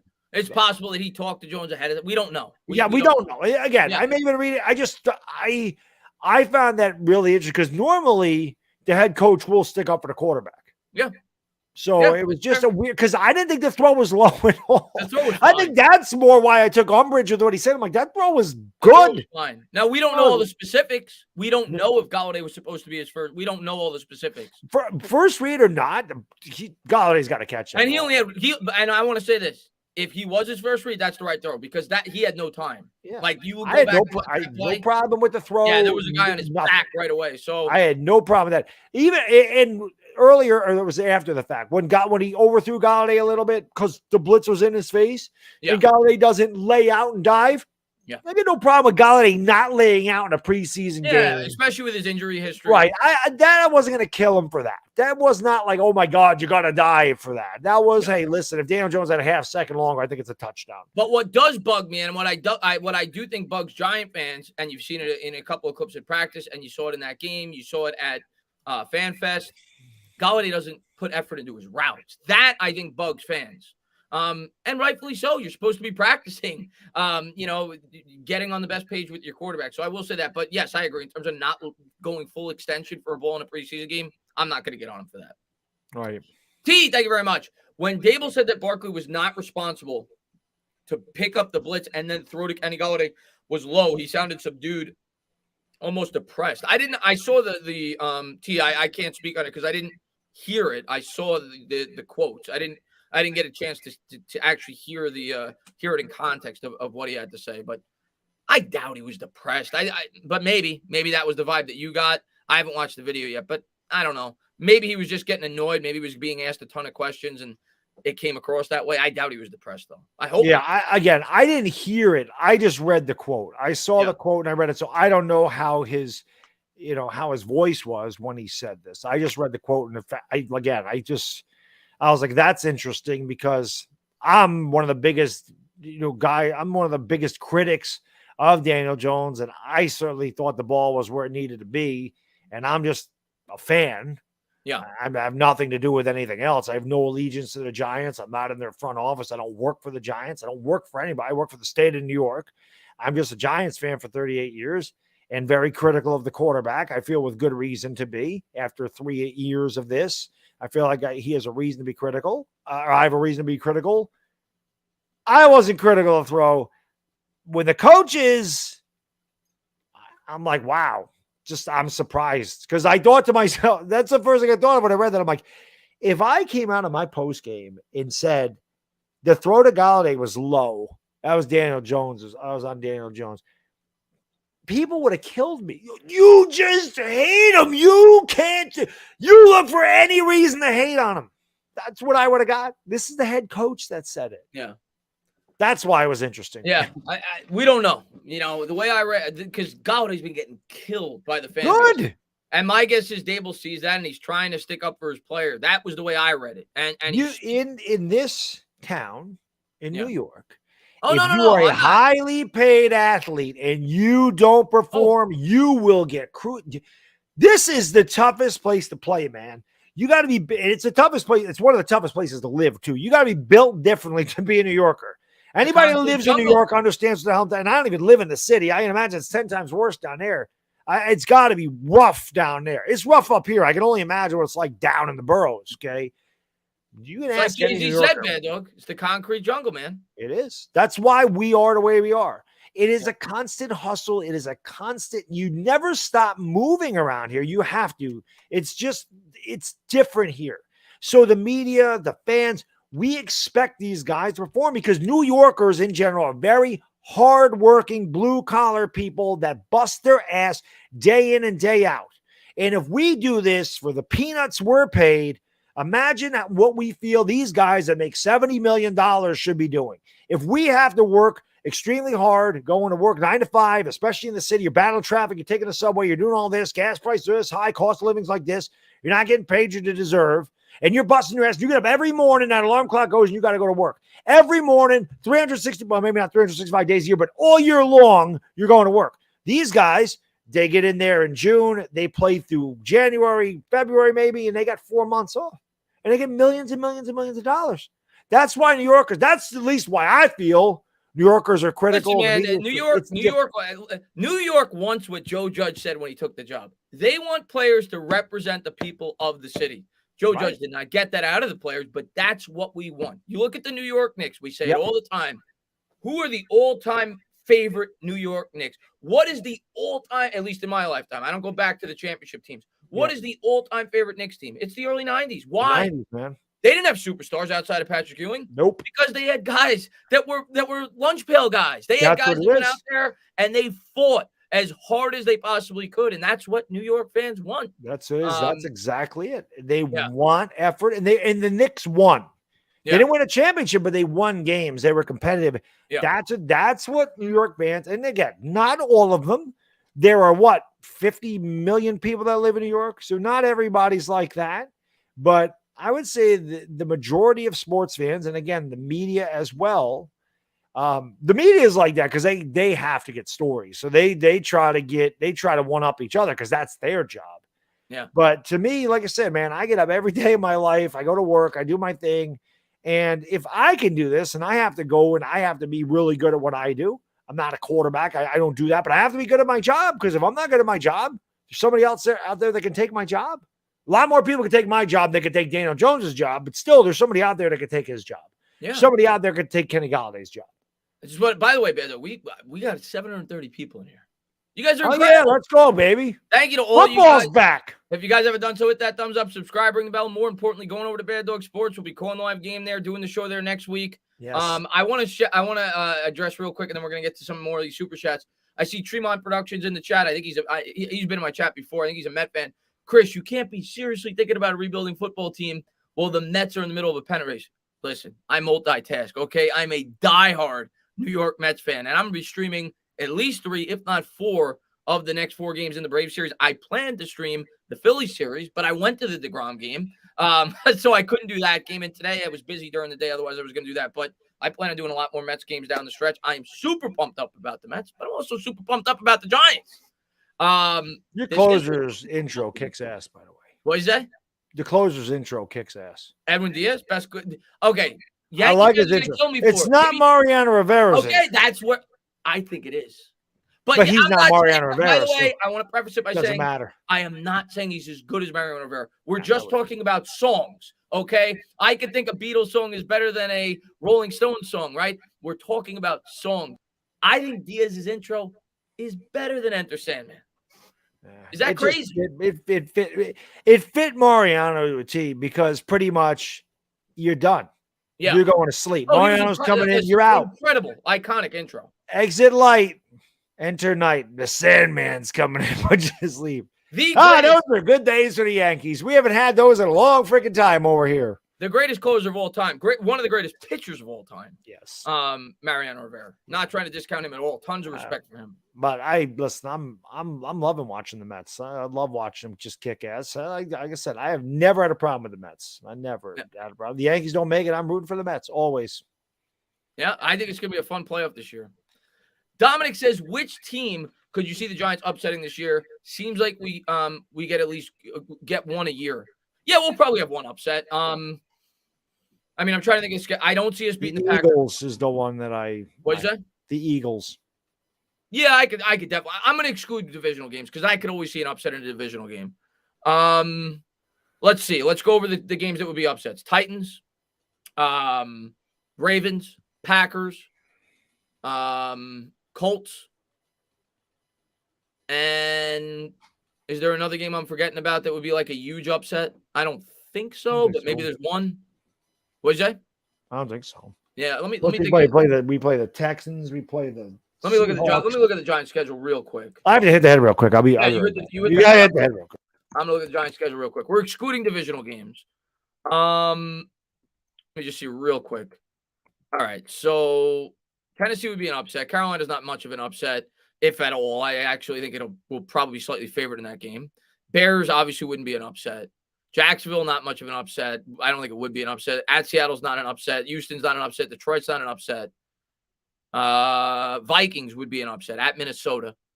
So the choices are the Colts home, at Minnesota, at Green Bay, well, really neutral field in London, home against the Ravens, or Tennessee, home at Tennessee.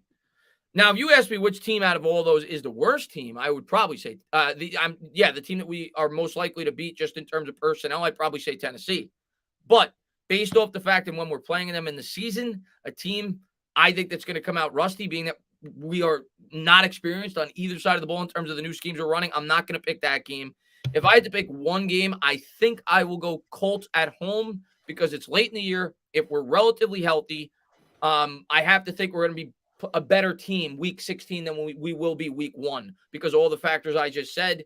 So I will go with the Colts at home if I had to pick one upset outside of the division this year. Yeah, I'd have to agree. We're not beating the Packers. The fact that it's in London maybe helps because it's kind of neutral. Both teams got to make that trip over there. Ravens coming back from London. Disaster. See that happening. Yeah. I mean, the Titans, I would say, I don't think they really blow me out of the water. Close game. But the fact that it is the first game of the season and these guys are not going to be like a well-oiled machine at that point. It would be great if it was. But if you watch their practices, obviously they have a lot to work on. And week 1 is getting here very fast. Titans have been together for a while. But if the Giants can shut down Derrick Henry, they have a chance. So I think if the Titans are later in the year, I would have picked them. But because it's the Colts and it is later in the year, it's a possibility. Yeah, I think that's the most possible one out of all of them. Maybe you could argue at Minnesota. That's possible too. But I think I'd go with the Colts. The Packers game and the Ravens game I hate. I don't like them either. Chef, man, thank you very much, man. We're going to be bad for 2 to 3 years. DJ's in the answer. We need a lot of help at the cornerback and the offensive line, and this is still a rebuild. Yeah. Yeah, I understand that for sure. Here's what I'm going to say. If DJ is not the answer, we're not going to be a great team next year. We're just not. We're going to have a rookie quarterback. So what does that tell you? Rookie quarterbacks, very rarely, unless they get put in an unbelievable situation like Dak Prescott did when he was a rookie, or like Russell Wilson did when he was a rookie, we don't have the Legion of Boom last time I checked. So like I agree. I think if Jones ends up not being the answer, we draft a quarterback. Yeah, you're looking at 2024 as the year where we're hoping we could really turn that corner and be a really competitive football team. I'm not banking on a rookie quarterback to make this team great. Year 1 as the starter. So yeah, if Jones not the answer, yeah. And I agree. There's still definitely some holes on this team. I do think the offensive line could come together real quick, though, because it all depends on Neal. I believe in Neal. I think Neal's going to start off a little slow. Don't get me wrong. I think he struggles a bit, kind of like Andrew Thomas. But I do believe we're going to have bookend tackles. I do believe that. And I think you can get that interior situated real quick. You look at what Kansas City was able to do with their line. You get one really good center in here in free agency or a guard. We should have got him. Yeah, we should have. And maybe you draft the guy in the 2nd or 3rd round. I think that offensive line could turn around real quick. But I agree. There's definitely, and the corner for sure is a major piece. And we're going to have to draft a linebacker. Blake Martinez isn't going to be here much longer. So there's definitely some pieces this team's going to need to address. But I think it could turn around quick. But I agree with you in the sense that I'm not going to bank on a rookie quarterback to flip this team around in his rookie season. So, yeah, I think you're looking at 2024 if we end up drafting a quarterback. Hey, Chef, I'll say this. Yeah, this is the beginning of the rebuild because we have a brand new front office, brand new coaching staff.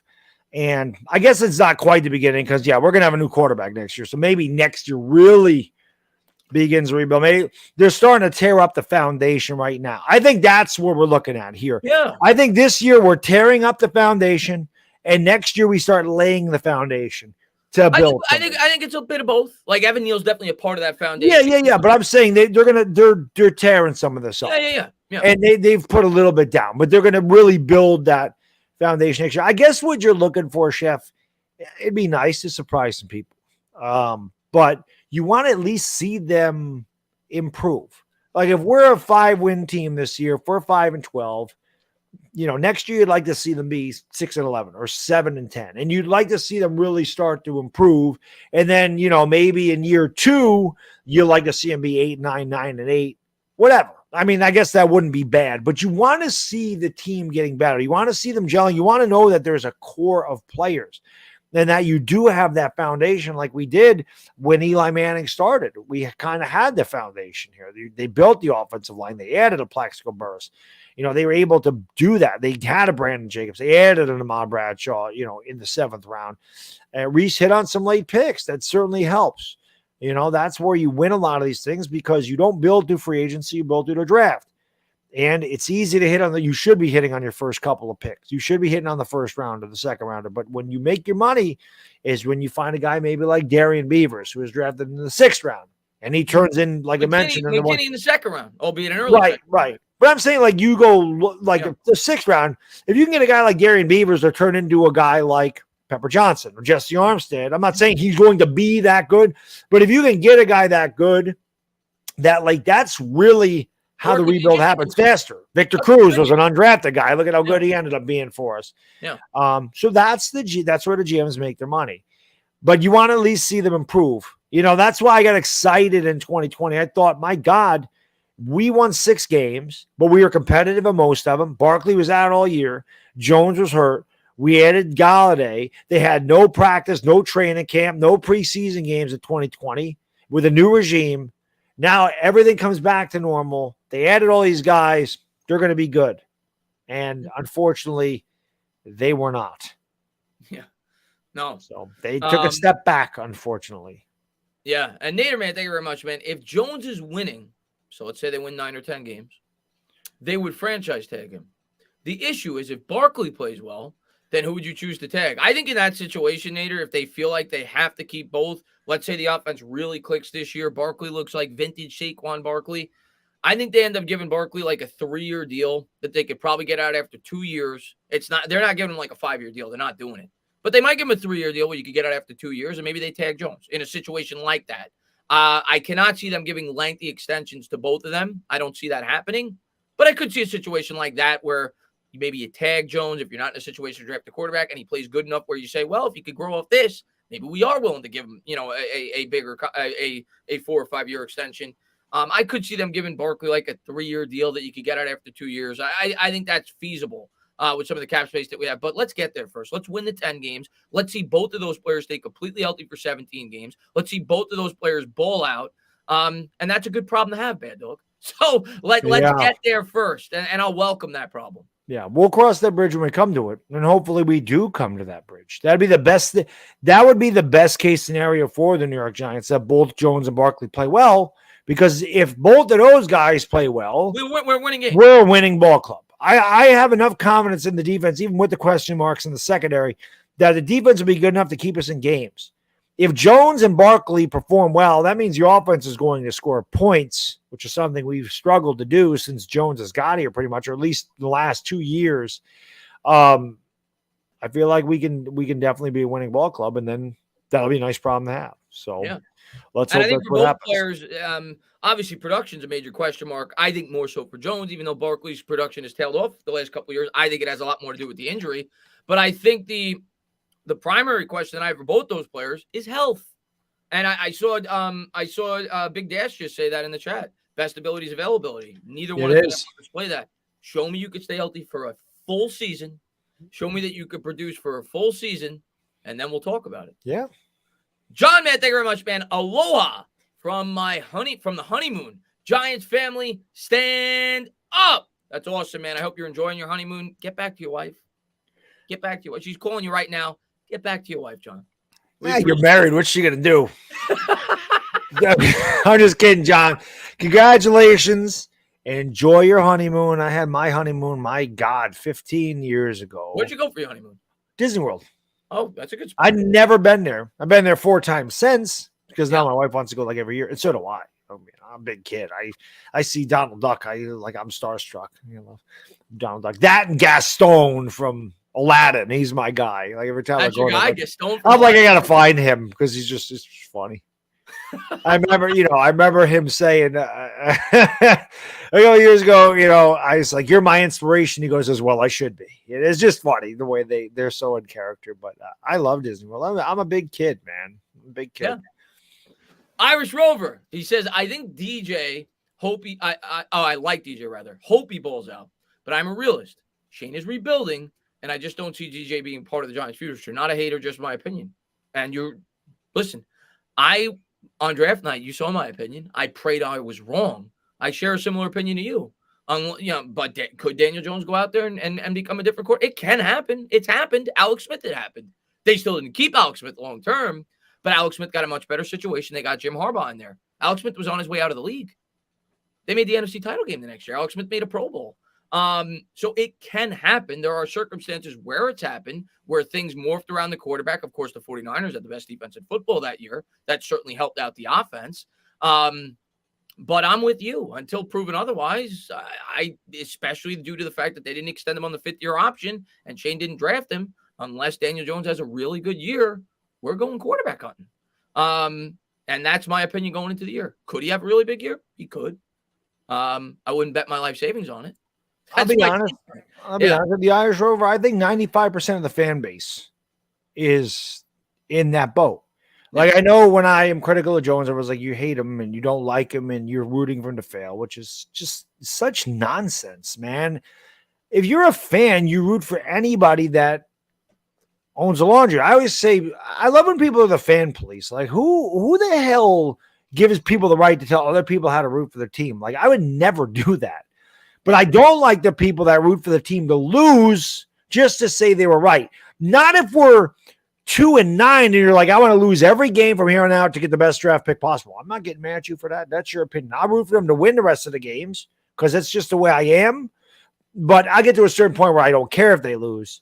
However, I'm not going to get mad at that scenario. But somebody that really is like, oh, I knew Daniel Jones was going to suck. I hope he sucks. I hope he sucks his whole career so I can say I told you so. To me, that's not a fan. I can't right? I didn't think Daniel Jones would be, when he was drafted him, you saw my reaction. Wasn't happy. But I gave him a chance. I gave him all the compliments in the world. I said he'd be better than this quarterback, but I said he'd be better than Dak Prescott. I said, it's funny that you mentioned Alex Smith. I thought after his rookie season, I said he has the potential to be a rich man's Alex Smith. I was very high on Daniel Jones, and I think people seem to forget this, that I was the biggest Daniel Jones supporter. But after 3 years of him not producing, and you could say his rookie season, he was good. He had 3 really good games his rookie year, but the rest of them were not good. If we're being honest, his sample size has been worse than better. But after last year, the fact that he makes the same mistakes and he doesn't, everything that I've said, he has not improved upon. If he can do that this year and prove me wrong, I'd be very happy to come on here and go, boy, do I look like an ass? Yeah, I may look like an ass anyway, but I would love to say, oh, well, I was wrong about that one. God, did I get that one wrong? Boy, that was a bad take. I would love that. Boy, did that age poorly. Please, Daniel Jones. Boy, did that age. Give me everybody on my page. Boy, did that one age poorly, bad dog. Please. I don't want, but you know what? If it doesn't, no one's going to go, boy, this aged like a fine wine, bad dog. No one's going to do that. Yeah. But, well, I mean, in fairness, everybody thinks it. I think not everybody. There's a portion of people that don't, but the majority of people are in line with you. I agree with you. I'm just, I guess, give him at least a little bit of a chance. You're much more patient than me. Yeah, I'm not that patient with Jones this year.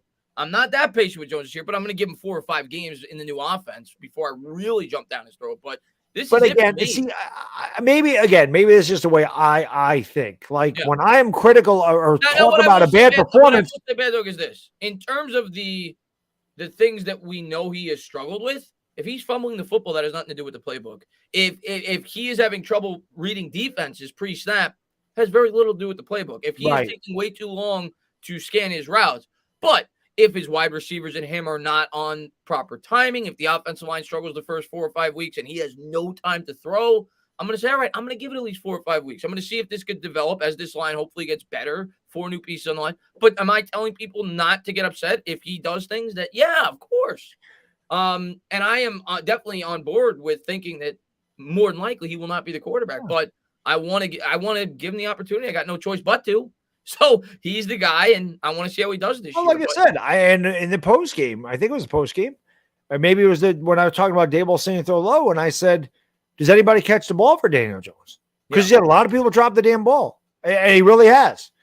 Yeah. Again, when I feel like Daniel Jones is the issue, I say it. When I feel like he could have been helped out here, he could have been helped out here. That was not his fault. Guy was in his face. He had to throw that ball sooner than he wanted to.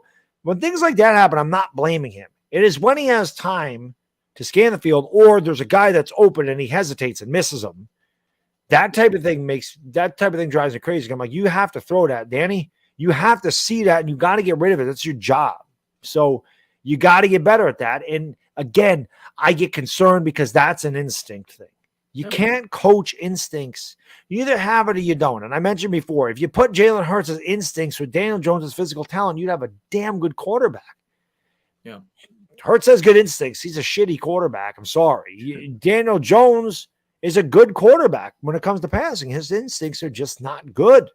Yeah. Or his confidence is whatever it is. There's something that goes on with him that just doesn't allow him to do what I think he can, which is why I'm so critical of him, because I know it's there. I just haven't seen it. We'll see this year if he could turn the corner. It's like the really pretty girl that flirts with you all the time, and you're like, you're so close, and then she just starts dating another guy, and you're like, what the hell just happened here? Like I thought, and then she breaks up with him, and then you kind of flirt again, like, oh, we're gonna get together, and then bang, she goes with another guy. That's Dan Jones. I compared him to Jake Plummer. That's who he reminds me of, because Plummer had all his talent. He looked great one week, and then the next week he threw 4 picks. Like, what the hell happened to Jake Plummer? Yeah. No, Duran, man, thank you for being a member for 15 months. Do the Giants draft DJ without the Cutcliffe Manning connection? Where does he get drafted without the top? We don't know. Yeah, there's no way of knowing that, Duran. I mean, that definitely could have played a part. His connection to Eli Manning, obviously through the same quarterback coach. They thought he may have been pro ready. I think Jones was going in the first round, and I think he was going in the top half of the first round after what came out. There were a lot of teams. I think he was going to Washington. I do. I think he was going to the top 15 picks. I'll say that right now in that draft. Which was higher than most people thought going into draft night. Most people thought he'd be, a late first rounder. He definitely crept into the first round because I remember there were a lot of people really impressed with his pro day. So I think he was definitely a first round pick. I just think most people felt, ourselves included, that he was not worthy of the 6th overall pick. Had he gone 17th, we would have had a much different reaction. Yes, definitely. I think he was going in the top half of the first If round. Josh Allen wasn't available at 6, we probably would have had a much different reaction too. Yeah. But yeah, he probably ends up on Washington if I had to guess. And it probably wouldn't have been a much different result. Washington didn't set up Dwayne Haskins particularly well. They didn't give him much of an opportunity either after they brought in Ron Rivera. So if he ended up there, probably wouldn't have worked out very well. Daniel Jones, just to spite me, someday will win a Super Bowl somewhere else. And they'll have and they'll have the America's game, and they'll have our reaction, Chris. Because I always said I was hoping that one day that reaction would be on an America's game because we won the Super Bowl, and they would show how people were so mad about the draft pick, and he ended up proving everybody wrong. So maybe Daniel Jones and that's the other thing. If Daniel Jones ever did go, say to just Minnesota, I'm just using Minnesota as an example, and he played really well there. You could never say, "Oh, why do we get rid of him? Look at this guy," because he didn't succeed here. You couldn't pay him. Sometimes you just can't succeed in certain places. Sometimes a change of scenery is the best thing for an athlete. Yeah. Perhaps all the voices, all the criticism, all the stuff that maybe it's weighing on him. And you know what? That's fair. But that's why this is a tough place to play. If you are good and you win championships, it don't matter how bad you once were. They will love you forever. Take Eli Manning, for example. Okay. I talk about that guy burning a jersey in a parking lot all the time after the Minnesota game. Yeah. Any Giants fan not love Eli Manning? Anybody not love Eli to death because of what he did? There's some that don't. No, that's true. But it's a small percentage. The vast majority love him. Yeah. So it doesn't matter. Like you said, the 90s Knicks, they didn't win a championship, but my God, you see John Starks at the arena. John Starks not the most talented guy. People loved him. Charles Oakley, people loved him. Charles Oakley's so weird. But when he played, he was great. Fans love him anymore, but I know it's different now. He's not the best person off the court, but when he played, he was beloved. He always takes shots at Patrick Ewing too, which that's not going to infuriate anybody. But Anthony Mason, God rest his soul, any of those guys from those teams, except for maybe Greg Anthony because he sucked. But I never liked Greg Anthony. Oh, Charles Smith, he's not going to get any kind of reception. Yeah. But even the late 90s, Larry Johnson, Latrell Sprewell, Allen Houston, Marcus Camby. Right, Camby, they all get the big ovation. They never won a championship, but New York embraced those. New York embraces guys. New York embraced Mark Messier, Brian Leach. You win a title here, you're gold. Yep. Yeah. Even if you don't, and you play your ass off like Don Mattingly. Guy's a god in New York. It's just True. New Yorkers David Wright. New Yorkers expect the best from themselves. So why would we expect anything less from our teams and our players? And I think that's why it's such a tough place to play. New Yorkers, again, I can't speak for 50 million New Yorkers. I can speak for me as a New Yorker. I'm very hard on myself. I'm my worst critic. I say it all the time. I am my biggest critic. So if I don't perform well, I blame myself. I should have done this better. I should have done that better. That is just my personality. Yeah. So if I'm blaming myself for things, maybe even if they're not in my control, I'm going to do the same thing. That's just me as a person. We're all different. So we all look at things differently. But again, I think that's why New York is such a tough place to play. I think New Yorkers expect the best of themselves. They work very hard. They're very hardworking people. They hustle. New Yorkers are the best people in the world, baby. I say it all the time. We may be abrasive, loud, obnoxious, but nobody can ever question our work ethic, man. We work hard, and we expect that from our teams. We expect excellence. I don't care if it's the Jets, the Mets, maybe not the Nets. They're not. I don't really consider them New York. I'm sorry. They're New Jersey. Right. The Knicks. Like, you don't think – you mentioned Julius Randle. Julius Randle was a god the year we went to the playoffs.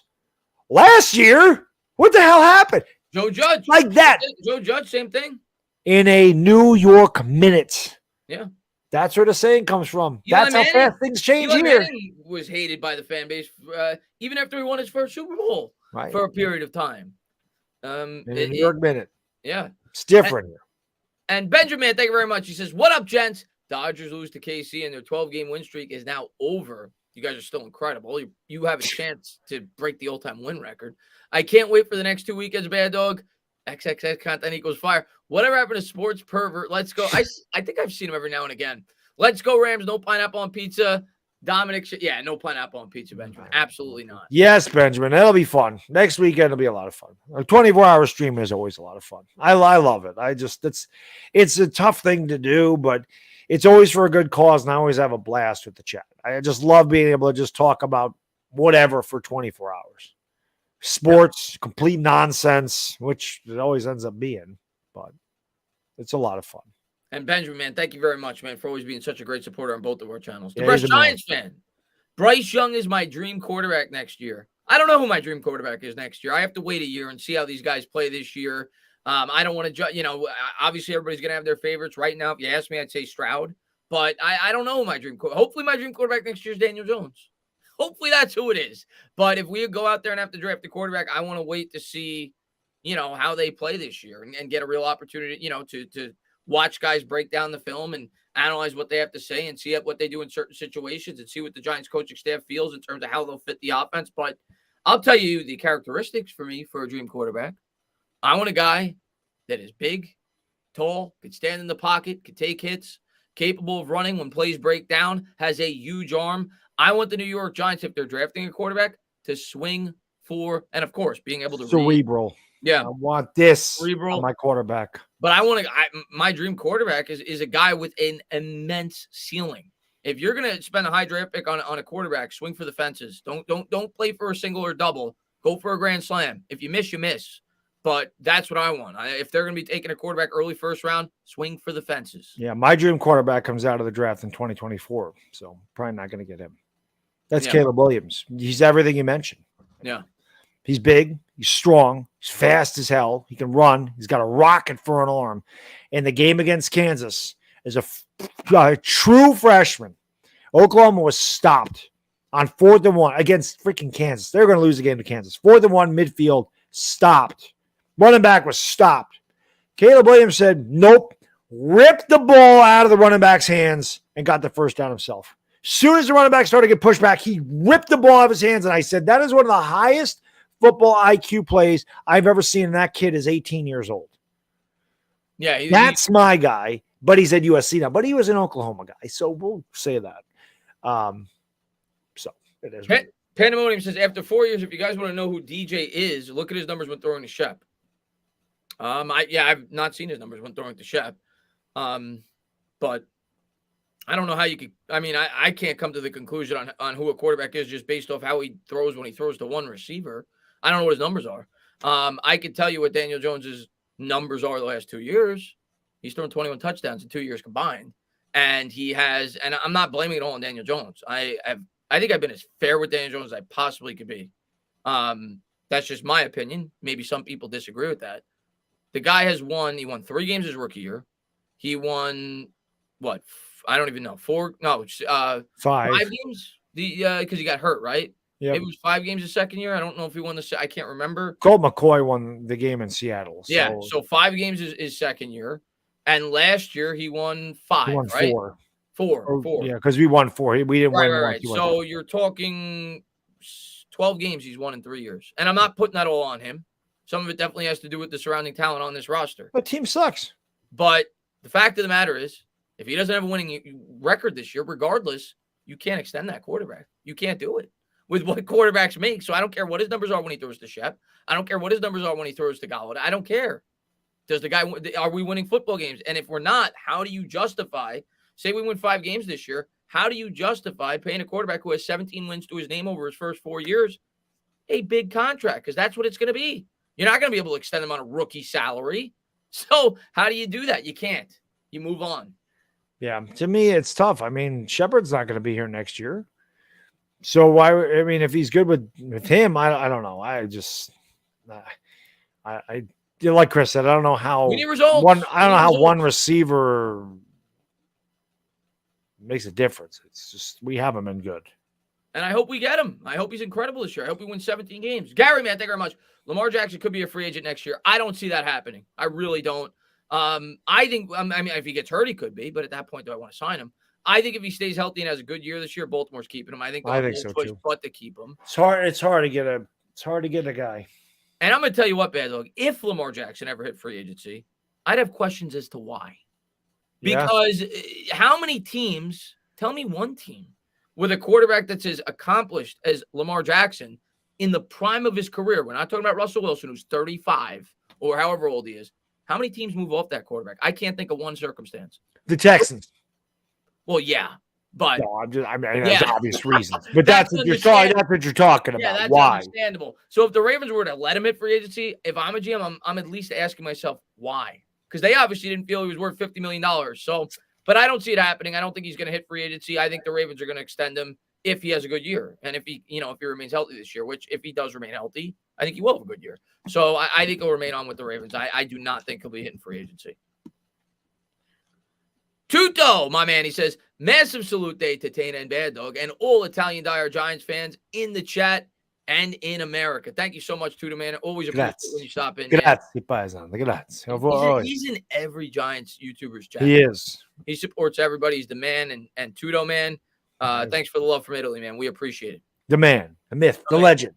The legend. I want to be built like Tuto someday. Unfortunately, I can't grow 4 inches and be 6'4", and I can't add 70 pounds to my frame. I've been there and I was heavy. So Tuto's a beast. He's a cinder block. He's ridiculous. Kevin, man, thank you very much. They need to change the turf play. Yeah, we've been saying this for years. And I listen, if it could help and if it could save one injury a year, do it. I talked to Patricia Traina, and I get, she knows a lot more about this than me. I didn't even know. She said they changed the turf, I think in 2019. Maybe it was 18. So they did it fairly recently. Obviously, because they felt like that turf wasn't working. Can we just grow grass? Yeah. I don't know what they got to do. Listen, if it could help. An old-ass carpet at the Meadowlands is better than this crap. Yeah. If they feel like it could help at all and save one injury a year, they should do it. You're talking about multi-million-dollar athletes, right? If it costs you $3 or $4 million, I don't know how much it costs, but to change the turf, do it. They got money. Davey, man, thank you very much, man. Hot take, no new quarterback next year. We'll probably pick in the 20s. Well, if we're picking the 20s, I agree with you, Davey. I don't think we're taking a quarterback. If we make the playoffs, we're not taking a quarterback. Because I've said it countless times. If the Giants, you're in the playoffs if you're picking in the 20s. So if the Giants make the playoffs, Jones has to play good. This team is not good enough to make the playoffs if Jones plays bad. Agreed. So if we're picking in the 20s, one, you're not in a position to draft a high-end quarterback, and you're not going to be able to trade up from the 20s, especially with all the teams that are going to be looking for quarterbacks this year because they didn't draft one the previous year. But two, Jones is going to play good enough to at least get a franchise tag. So, yes, Davey, if we make the playoffs, Jones is coming back. Jones is coming back if we make the playoffs. Agreed, because why wouldn't he? Yeah. If we make the playoffs in his first year into the system, you're just going to assume that he's going to get better. They would definitely bring him back for a second year because you're going to make the team better as well around him with the draft picks and having more cap space. I mean, if we make the playoffs, he's coming back. Although he did say Tyrod Taylor would be the stopgap if Jones is no good, which Tyrod Taylor could be the stopgap anyway. And I kind of feel like that's why they did the 2-year deal, because if we do draft a rookie quarterback, they're probably going to start Tyrod Taylor for at least the first half of 2023, and then you move on to the rookie quarterback. Yeah, I agree. But what I'll say is, if we make the play, if we're picking 20. Oh no, I'm saying if we don't. I'm saying I just think Tyrod Taylor will be that either way. Yeah. No, I agree with you. I think that's exactly where they signed him the 2-year deal, under the at least possibility that they'll be drafting a quarterback. That's what Taylor's been at his last 3 stops. He was the stopgap guy for Mayfield. He was the stopgap guy for Justin Herbert.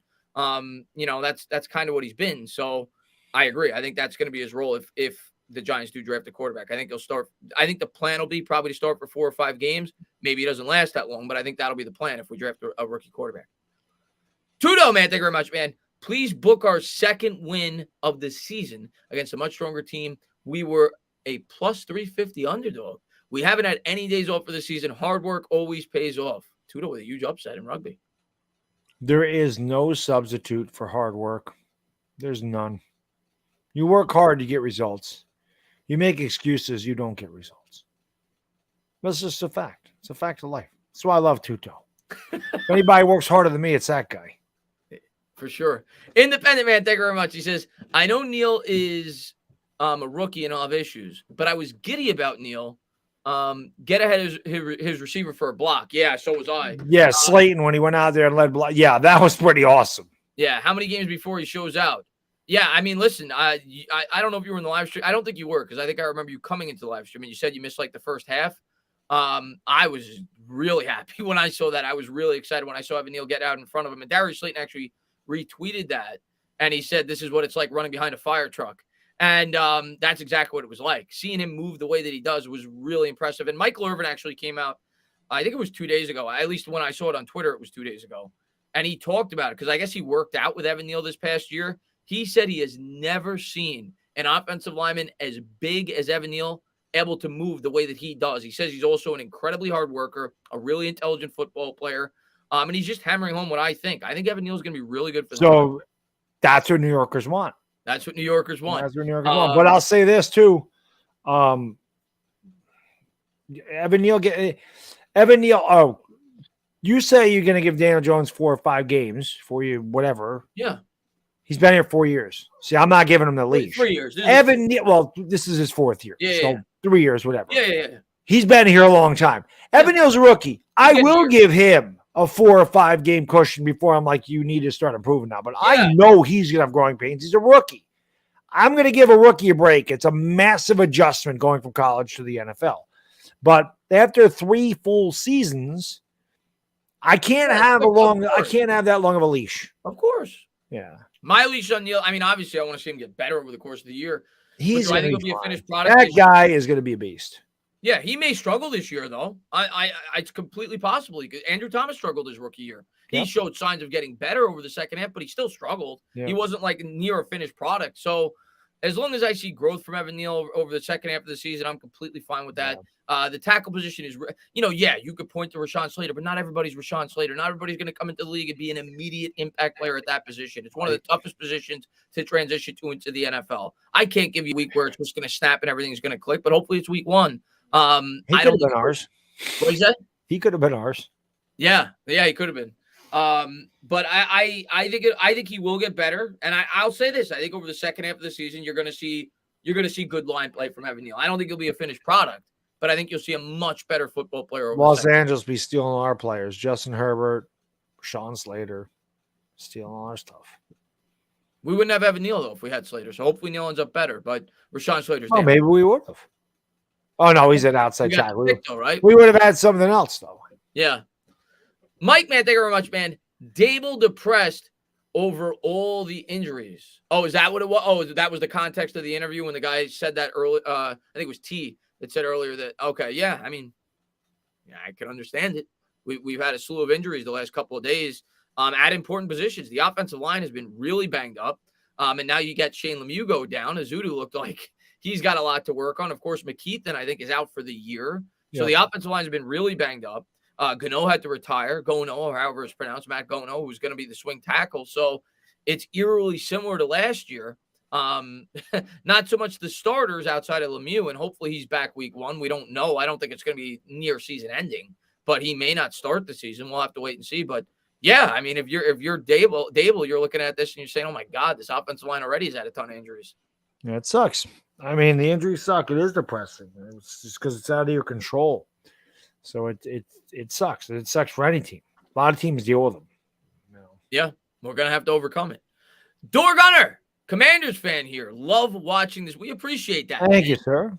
Yeah, and we do this. I mean, I don't know if you're new to my channel or whatever, but yeah, I know Door Gunner. He's been okay. Yeah, he's been around a while. Yeah, we appreciate it, Door Gunner. And I was going to say we do this every week. We'll be on your channel next week. Yeah. But we appreciate it, man, and looking forward to going up against you guys this year. I'm interested in Washington this year. They got obviously Wentz. I never know what to expect from Washington. Yeah, they had a lot of injury problems like us last year. So they have them. They have them every year like we do. They always have a ton of. Yeah. Us and the Commanders always have a ton of injuries. Josh was good. Josh is awesome, man. I talk to him on Twitter every now and again. Huge Knicks fan. Thank you so much for popping in, man. Says Josh, a.k.a. Uncle Fulio. I want to see DJ throw the ball down the field. Giants ran way too much screens and RPOs for my liking. Hopefully the offense opens up some. I think it will. I don't know if it's going to open up week 1, but I do think you're going to see a much more aggressive offense this year. It may take 3 or 4 weeks before they really feel super comfortable being able to hold up blocks and, fully being confident in the scheme and everybody being on the same page. But I absolutely think you're going to see a much more aggressive offense this year. I'd be shocked if you don't. But to be fair, Josh, it's almost impossible not to have a more aggressive offense. Like, we literally did a QB sneak on 3rd and 9. Yeah. So, but I do think we're going to have a much more aggressive offense. I do think we'll be taking some more shots down the field. And hopefully results in more points. It can't result in less. Actually, I looked this up the other day, and you know how many points the New York Giants have scored, Bad Dog, when Joe Judge was the head coach? 2 years combined. We're talking 33 games. Do you know how many points they scored in those 33 games? 200? No, it's got to be more than that. Like 250 maybe. No. They scored 250. No, that's right. 33 games. So 33 games. I would imagine 12 a game, so 390. They scored 538 points over the last 2 years. That's way more than I thought. You know how many points the Dallas Cowboys scored just last year? 530. Yeah.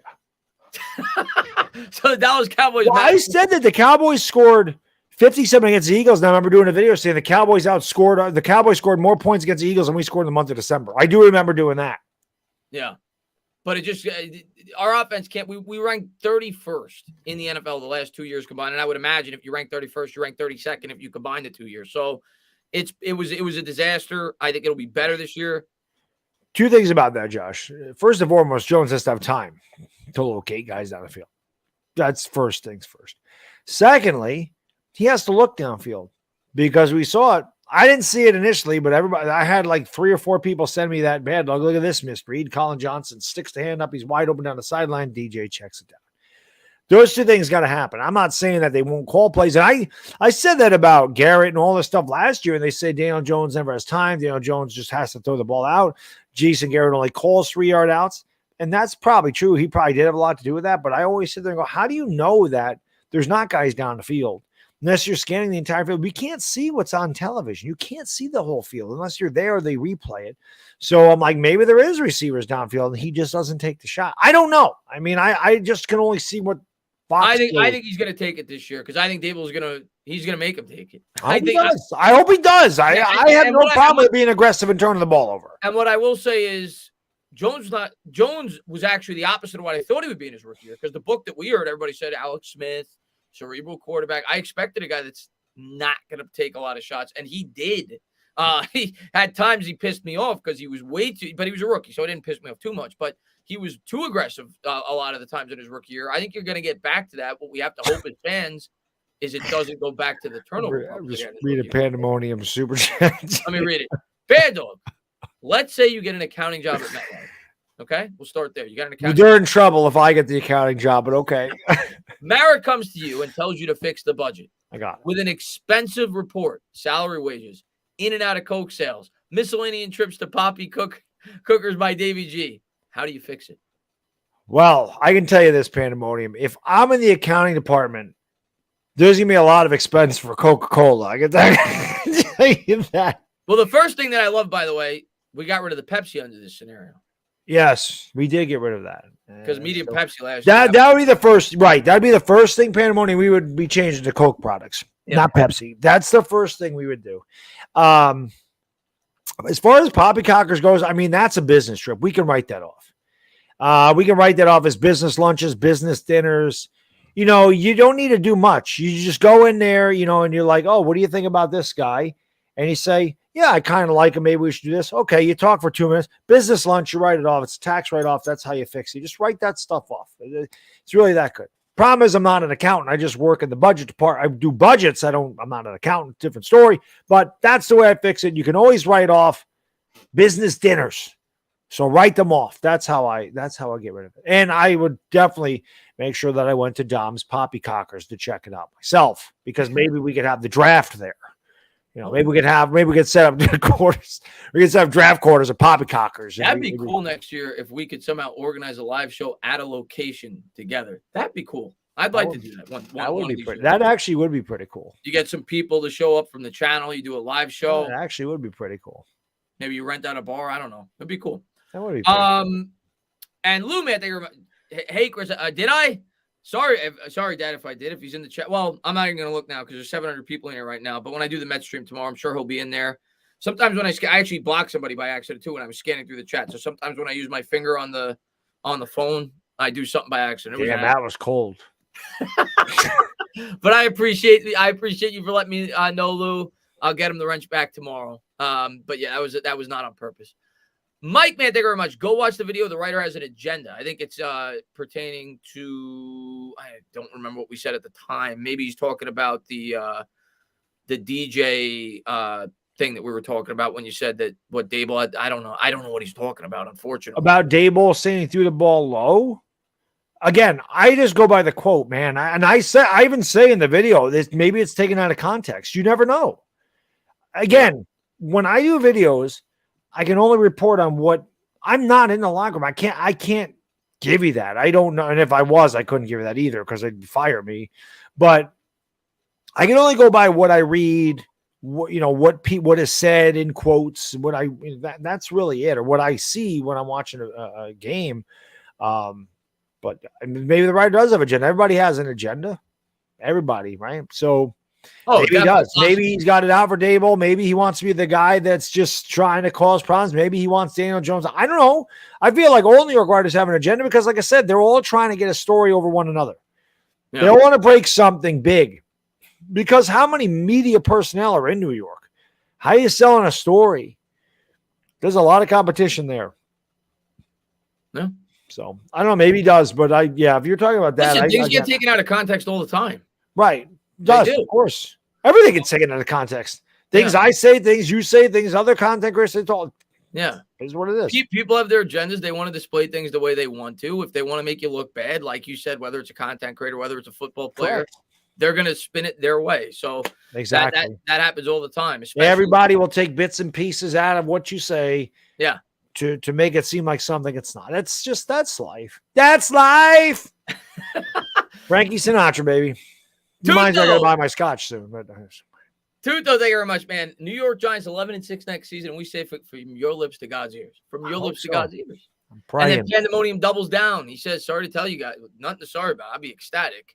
We are going 10-7. Why sorry? Please. I love it. Don't be sorry about that. I'm praying to God that happens. It can happen if we stay completely healthy or close to completely healthy and we catch breaks. It can happen. No reason to be there's no reason to ever I don't know. There's no reason to ever be sorry about the way you feel about it. There's no reason to be sorry about your opinion. If you're not sitting here berating, like you're not personally attacking them or you do something that really affects their freaking life, you don't need to be sorry about the way you feel about something. You should never apologize for your feelings. We're human. Everybody's got them. Everybody has them. So somebody says to me, Bad Dog, you're an idiot. And then, they're like, well, Bad Dog is right. Bad Dog, I'm sorry. It's the way you felt at the time. I don't care. I want him to go 10-7. I'm going to tell you, I said it in my stream. Chris talks crap about me behind my back. I love the guy. I'm just teasing you. I'm just teasing. No, but what I will say is I was asked that in the stream the other day when somebody brought up 10-7. And I said, listen, if I didn't have a channel where I try to take my fan hat off and I, because I'm biased as a fan, I'm a very biased as a fan. I'm still biased as a content creator because I can't take the fan out of me.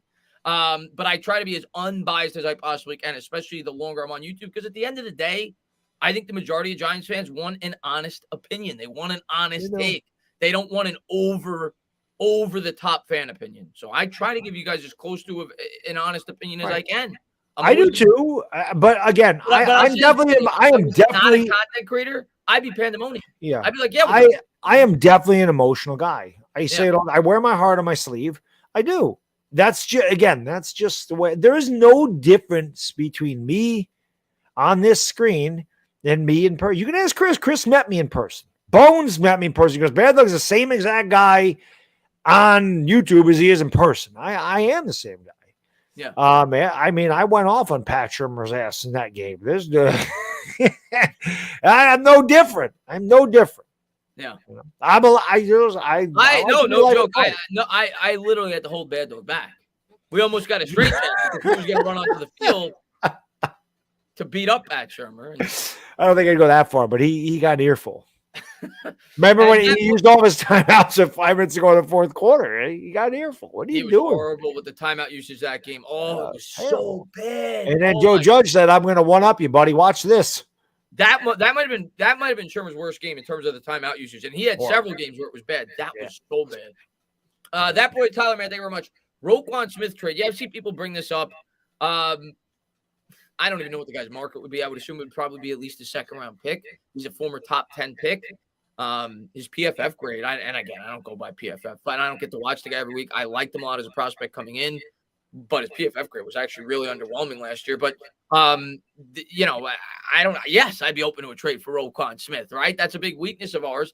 But the question is, are you going to be willing to extend him? You don't make that trade unless you're willing to extend him, and what his demand is going to be. But yes, if the Giants feel like he could fit this scheme and help this team for the right price, sure. I don't know if I'd be rushing to trade a second-round pick, though, especially being that we're going to probably be drafting in the top half of the second round. You could probably get a linebacker for a much cheaper price in that round.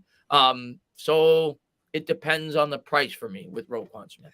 Yeah, the other thing is it's kind of like a Saquon Barkley situation, right? Because with Roquan Smith, you're going to have to give up something more than a compensatory pick because the Bears are getting a compensatory pick, and it's probably going to be a third or fourth. It's not going to be like a seventh for that guy, just like it wouldn't be for Barkley. So if the Giants are looking to trade, I mean, that was one of the things I heard was Barkley for Roquan Smith and maybe like a sixth-round pick because Barkley and Smith are kind of in the same makes sense if you don't think spot. And with Wink's defense, maybe Roquan Smith and Thibodeau, and again, Martinez is leaving, and the Giants could get another running back.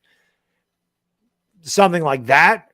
But yeah, it would depend on the asking price. I don't want to give up too much for Roquan Smith because like Chris said, if the Giants don't extend the guy, then there's no point in bringing him in here because then you're going to lose your pick and then you're going to lose him. Yeah. And the way I look at it, if I'm Shane Baddog, and I'm assuming Smith's probably going to be like 26, 27 next year. The way I look at it, if I'm Shane, is I have faith that I could find a very good linebacker in the second round next year rather than giving up that pick. So why do I want to pay Roquan Smith $15 million a year, whatever the going rate would be for a linebacker next year's market, over, if I want to draft a linebacker with that pick over, $1 million or $1.5 million a year, having him on a rookie salary for a second round pick over the next 3 or 4 years. So I just don't think it makes sense to be giving away draft capital with where the New York Giants stand. Yeah, no, me neither. So I'm not in love. The only thing is, he's an established player and you don't know what your second round pick would be. Yeah. But I'm not ready to do that. Yeah, Julian says, I think we all need to calm down. Let's leave the preseason with not too many injuries. I like to remain positive about the G-men before the season. We have some pieces, but things will take some time. I have the same exact mindset as you. I'm trying to remain positive. It's not why I'm not flipping out about practices. But I'm also giving you my honest opinion. I think we're going to win 7 games this year, but I'm trying to remain positive. I'm trying not to flip out over practices like a lot of fans are doing. I understand why they're flipping out. This team's been atrocious over the last 10 years, but I want to give them an opportunity. I want to give this coach an opportunity. I want to see what these players could do. And I'm not going to flip out after 1 or 2 games. I'm going to give them a little bit of time. But that's just my take. So I'm kind of in lockstep with you, Julian. I'm not giving unrealistic expectations.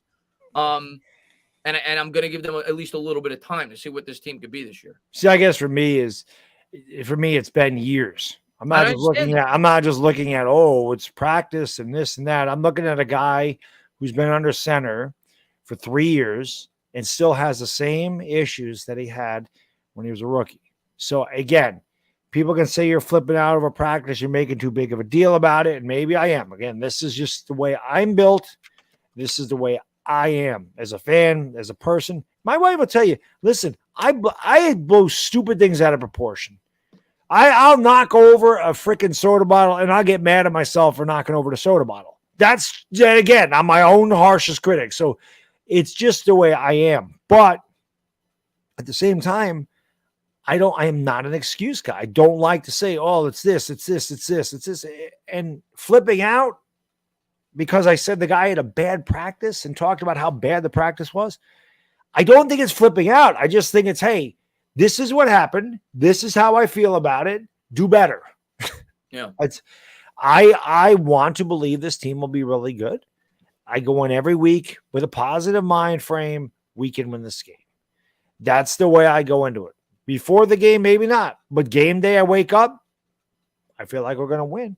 Let's get a couple of bounces on that's the way it goes. But it's I think, Julian, for me, it's more it's just been the wear and tear of the last 5 years. It's really gotten me down as a Giants fan. I'm sick and tired. We've seen the Commanders win this division. We've seen the Eagles turn their team around in 2 years. We've seen the Cowboys constantly win the division and constantly win 10 games and make the playoffs every year, right? They're not doing anything with it because Cowboys stink. That's right. Took another shot at you, Dallas. I did in my video today. Screw Dallas. I always give Philadelphia the hard time, and I don't like Dallas either at all. But I think that's what it is for me as a guy that's ultra competitive and wants to tell the teams in this division, you suck. You're the team that's bad. We're going to sweep the division. I want that confidence. Cloud, and I don't have it right now. So it hurts me as a fan to say, God almighty, when is that going to be us? I don't mean to cut you off, Baddog, but I see Clouds in the chat and somebody else saying that I missed this. I didn't miss your super chat, Clouds. I just haven't gotten to it yet. We're still behind. I'm pulling up super chats from 11:20. I'm going to get to it. Sorry, but go ahead, Baddog. No, that's pretty much it. Yeah. Yeah, for sure. Bill says, I think DJ would have killed it if I agree with you. Well, I don't know if I want to use the word killed it. He would have been much better, but that's quarterback heaven. You're talking about having one of the best offensive coordinators in football. You're talking about having an elite defense. You're talking about having the best tight end. You're talking about having the most versatile receiver with Deebo Samuel. Brandon Ayuk is a really good young receiver as well. Yeah, he would have been a much better quarterback. I mean, Jimmy Garoppolo has a 70% winning percentage, and it's due in large part to the fact that he plays for the 49ers. But how great is Jimmy Garoppolo as a quarterback? And they drafted Trey Lance. They feel but so I agree. He would have been a much better product on the 49ers, of course. Oh, God, yeah. Well, when the talent's better, of course they're going to be better. To heaven. Like you look at the Chicago Bears, for example. I think they're going to be drafting a quarterback soon because I think they're going to fail that kid, Justin Fields. I don't think Justin Fields is that good anyway. But I think they failed him. And if he was in a different situation, he'd look a lot better. So, yeah, I mean, I say it all the time. A lot has to do with the situation the quarterback's put in. Of course, Daniel Jones will look a lot better in a much more favorable situation. And again, but good quarterbacks can elevate their play. Matt Stafford played on a really bad Lions team. He was always very good. Deshaun Watson lost his best receiver, put up the best numbers of his career in a horrible Texans team. It can happen. I mean, guys can. Again, my biggest issue with Daniel Jones is he just has not gotten better. If he was getting better and we're still losing because the team's bad, at least I could see some growth in our quarterback, and I haven't. So it's aggravating to me that, like I said, the same mistakes he was making as a rookie, they're still there. No, he doesn't fumble as much. Okay, he cleaned that up, but he's also thrown less touchdowns. Remember, he's thrown 21 touchdowns last year. He threw 24 his rookie season. So I guess 6 1/2 dozen of the other with Daniel Jones. And only hope that he does a 180 and proves me completely wrong. Been wrong before, be wrong again. I say it all the time. I'm married. I'm wrong every day of my life. So it does not bother me to say, boy, I missed on that one. It's okay. I hope I miss on this one. We all do. Juan, man, thank you for being a member for 4 months. He says, I think about 9 wins if we stay healthy, and that's a big if. I could kind of get on board with that, but I just don't. Yeah, I think that's our ceiling. I History tells me we're not going to stay completely healthy because we never do. But I could get on board with you. 8 or 9 wins if we catch all the breaks and we don't have any huge impact players go down with injuries. Yeah, I think that's our ceiling. But not about 6 wins like Baddog and you, Chris, say that. When I say reality, I'm factoring in that there's going to be some injuries. It's just going to happen. But yeah, I'm just factoring in that we've averaged 4 wins a year for the last 5 years. That too. And everything is new. So yeah. It's hard to just think we're just going to all of a sudden figure this out. The reason I say 6 or 7 is because of our schedule. That our schedule is weak enough where I think we can win 6 or 7. You're right about that. And at the same time, Chris, I've said this before. We look at like the Lions, we look at the Seahawks, we look at these games, and we're like, we can beat them. And Jaguars. you're looking at this schedule going, we can beat the Giants. Of course. We got to beat the bad teams. No doubt. We definitely do. I admit that very much. It's obviously at this point, but hashtag new quarterback next year. It's definitely 99%. Daniel Jones needs to. I don't know. He needs a miracle. He needs a miracle. It's high. I'll say that. It's definitely. He needs an exorcism, maybe. I don't know. Is there something? Jason says, and let's be fair, Daniel hasn't had the defense or offensive line or Plaxico Burress. Completely agree. That Eli had. If we're being honest, what has Daniel had that has been a positive constant? I agree. I'm being fair too, Jason. I agree with that. And this is what I say. Eli Manning got better every year. Eli Manning was throwing top 5 touchdown passes every year. Yeah, he had a better scenario. But if you watched Eli Manning play, it's different than watching Daniel Jones. It's different. Eli played in a league where, like I said, 24 touchdowns was top 5. The defense played different. Kevin Gilbride's system was take a lot of 50-50 balls, throw the ball deep down the field, 7-step drops, deep passes, risky passes. But Eli constantly got better. And when the chips were down, you always felt like he was going to win, no matter how bad he'd played. And there was days that Eli drove me insane. Like I said, I went to that Minnesota game. He drove me crazy that game. 3 pick sixes. We lose 42-17. I'm like, where are we going right now? But he always had that it factor. Daniel Jones doesn't have that it factor yet. But I've never said that Daniel Jones came into an optimal. I've always said he's in a terrible situation. He came into as close to a bad situation as you could come into. Most people would I agree with that. So we'll see. My argument for people that think that we could keep Daniel Jones if we win 6 or 7 games is at this point the contract's up. Situation doesn't matter anymore. No, you have a new GM who didn't draft the guy. Fair or not, the life in the NFL is not fair. It's not. I mean, there's been several head coaches that get fired before they should. There's been several quarterbacks that may not necessarily be completely at fault who they move off of because you have to reset the rookie clock. You have to start over, and you have to give the GM an opportunity to draft his guy. So regardless of the situation Daniel Jones inherited at this point, the time is up. If we don't start winning football games, he's moving on somewhere else. That's the reality of the situation. Yep, it's true. Christian Orr, the special teams coordinator for the Chris and the Baddog stream a couple of years ago. Very nice. What's up, Sinor?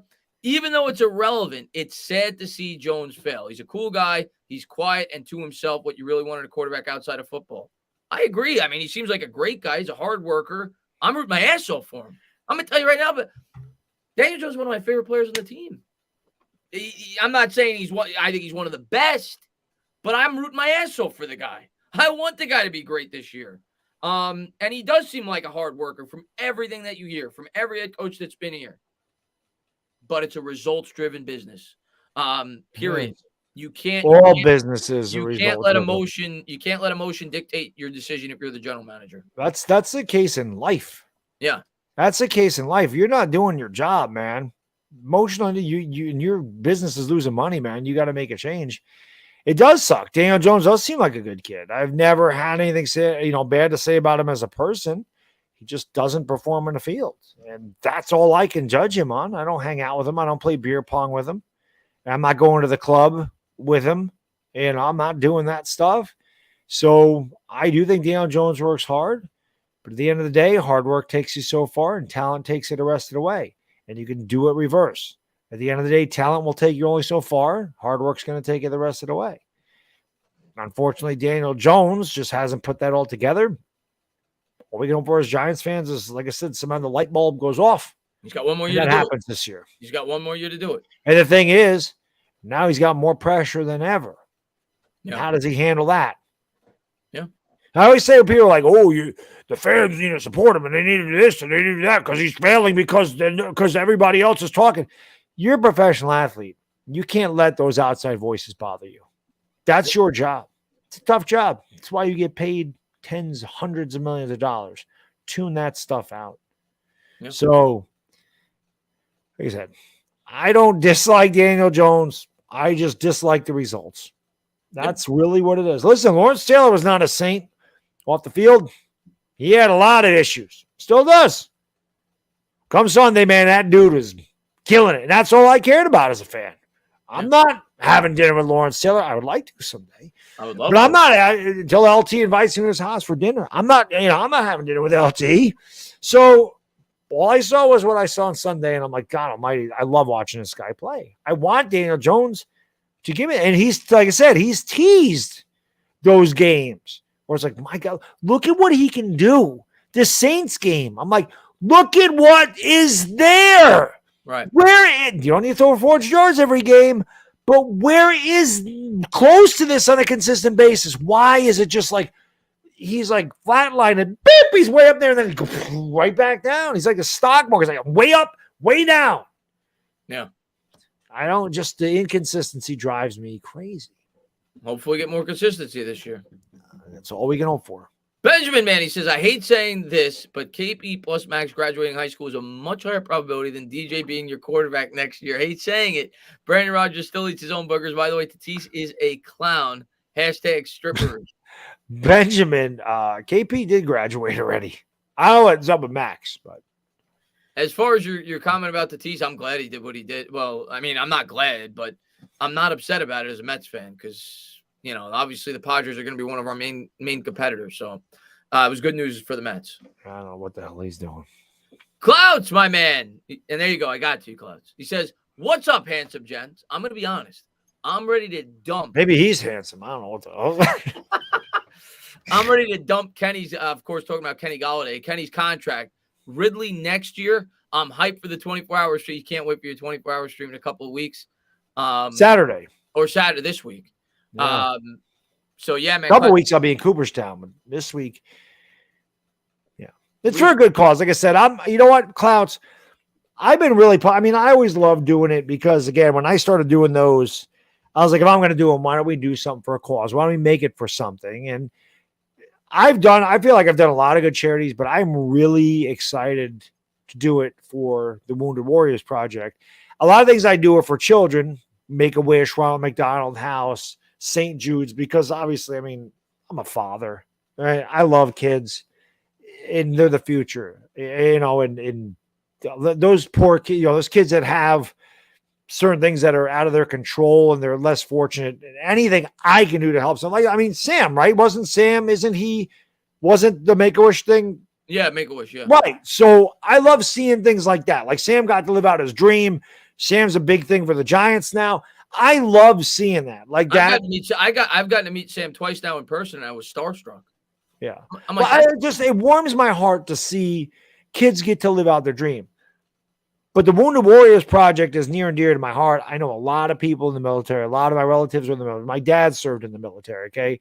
So the men and women that serve our country, I have the utmost respect for them.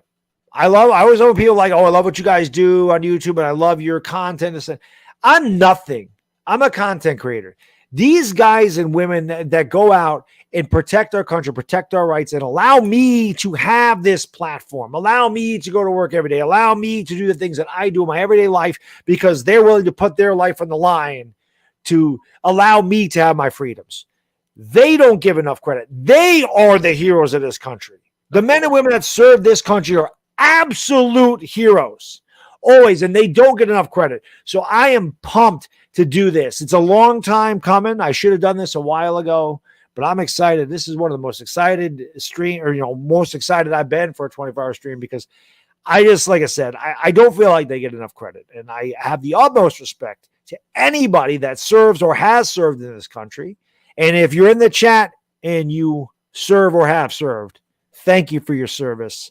And a lot of people should tell you that. I have the utmost respect for you people. So thank you. Those are the real heroes for sure, man. Yeah. And yeah, man, looking forward to that as well. But as far as your original comment, Clouts, about Kenny's contract and Ridley, we're not getting rid of Kenny Golladay this year. The cap hit is more than the contract, so that's not happening. Next year's a possibility, and next year will be a possibility to bring in Ridley. I don't know. I don't know what they're going to do with their cap space next year. We got to see how they have to fill out the roster and what the plan is going to be in the draft and what pick we have and what players line up where in terms of positions. So it's very hard to project what they're going to do next year in free agency or the draft. And we also have to see how Kenny Golladay does this year. Like I said at the top of the show, Golladay plays pretty good. He probably comes back for at least one more year, and then maybe you cut him in 2024. So a lot of it's going to, at the wide receiver position in terms of free agency with a guy like Ridley, it's going to depend on the performance of Golladay. If he plays pretty good, they probably keep him if you're only saving $6 million. And then you can cut him the next year. So we'll see, but it's way too hard to project in terms of, Calvin Ridley. Yeah, we'll see what Golladay does. I'm not ready to give up on Golladay, but I don't like what I've seen so far. Let's just put it that way. Yeah. Michael says Jones has to be the reason they win. Not one win in the playoffs, deep run. I love Jones, but he has to. To get a multi-year extension, I agree with you. I think if they make the playoffs, he at least gets a franchise tag. That's my opinion going into the year. If you're asking me what I think will happen, I think he gets a franchise tag because of where we're going to be picking in the draft, and he has to play at least pretty good to get us there. I'm not telling you he's getting a 4-year deal. He's not. He might get a Kirk Cousins scenario where Washington gave him a franchise tag. But Kirk Cousins got the franchise tag like 4 years in a row. Yeah, because they couldn't take a quarterback, I guess, because where they were picking, whatever. But I don't see them committing a multi-year deal unless he does what you just said. He does like what Joe Burrow did last year. Then you have to. But that's a good problem to have. Michael Sachs, he says, fun fact, Brady 0-4 versus the New. Wow, since COVID, I did not know that. And I know Michael Sachs is a big Saints fan. I did not know that. I do know that Brady is 0-2 against Eli in the Super Bowl. That I do know. And that's a good stat. That is. That's my favorite stat. That's a great stat. Like I said, that's pinned on my Twitter account. Tom Brady's beaten like 28 different quarterbacks in the playoffs. I said, I know one he hasn't beat. So that's my pinned tweet. That's a great stat. Those are my two best pinned tweets. That was a really good one. But my favorite tweet ever was the Jaguars fans, our offense sucks. Giants fan, hold my medium soda. That was my best tweet ever. Judo. Our rugby team was among the worst 3 years ago until we got better coaches and former U.S. Navy SEALs, drill instructors for strength discipline. Last season, we made it to the Super Rugby League quarterfinals. Well, there you go. Improved coaching. There you go. So Tujo's playbook don't look like this. Tudo, man. Man, maybe this year you won the championship. Savion, man, thank you very much, man. Who do you think on the current team will get a 3 to 4 year contract extension in the next few years? And who of them can be an all-pro? Good question. All right, this is just a prediction, but I will go Andrew Thomas. If Andrew Thomas stays healthy this year, I think he gets the extension actually in this upcoming offseason. I think they get that done with. They realize he plays a long-term position. He's a left tackle. So Andrew Thomas, as long as he stays healthy, he's getting it. He's getting an extension. That's too important of a position. You don't let players like him go. So he's getting it. I will lean right now McKinney will get it. I think McKinney will be a part of this team's future. Of course, the safety's not necessarily. I hope so, Chris. I just bought his jersey, so I hope he's a part of the future. I'm leaning McKinney will get it. So I will go with those two players. It's too early for me to say Kayvon Thibodeau and Evan Neal, but obviously they better. They were the 5th and 7th overall selection. So as Giants fans, you're hoping those two guys are on that list. So I'll throw them in, but obviously I need to see evidence before I could concretely say it. And outside of that, Azeez Ojulari has potential, but I don't want to go too overboard, because he's only had 1 year. Giants fans were going crazy about BJ Hill after year 1, and obviously he played pretty good with Cincinnati last year. But let's see Azeez do it for a few more years. But I will throw him in as a potential guy. I would say Tony, but Tony's getting to the point, Baddog, and we didn't talk about him at all this stream. He's getting to the point now I'm worried about these injuries. I mean, he had injury problems in college. He only played 1 full season at the collegiate level. He had injury problems last year. Starting to have injury problems this year. So he has a long way to go in terms of proving to me that he could stay on the football field and for multiple years before I'm willing to say that I could see him being an all-pro talent and being a guy that I want to give a 3 or 4 year extension to, but he certainly has the talent. But outside of that, I don't really see a definitive guy I could say that about. I agree with the guys you said. I might throw in Dexter Lawrence. I feel like if Dexter Lawrence has a big year this year, maybe they give him that 3 or 4 year deal. But they brought him back for a 5th year with good reason. He was cheap. But I feel like if he has a really good year, you could see. I mean, if Leonard Williams doesn't and Dexter Lawrence does, I could see them getting rid of Leonard Williams and keeping Dexter Lawrence. So I could see that happening. If Dexter Lawrence and Leonard Williams both have big years, they may extend Leonard Williams just to break up the contract. And I could see Leo getting it if he has a good year. Yeah. Those are a couple of guys also. Barkley, too, I could see getting it if he has a huge year. I could see him getting a 3 year deal, like I said earlier. So we'll see. But, yeah, to me, the most obvious one's Thomas. Yeah. And then probably McKinney. Michael, man, thank you very much, man. How do we start a petition for a WFAN slot for YouTube, 10 p.m. to 1 a.m.? Dude, give me the I'm in.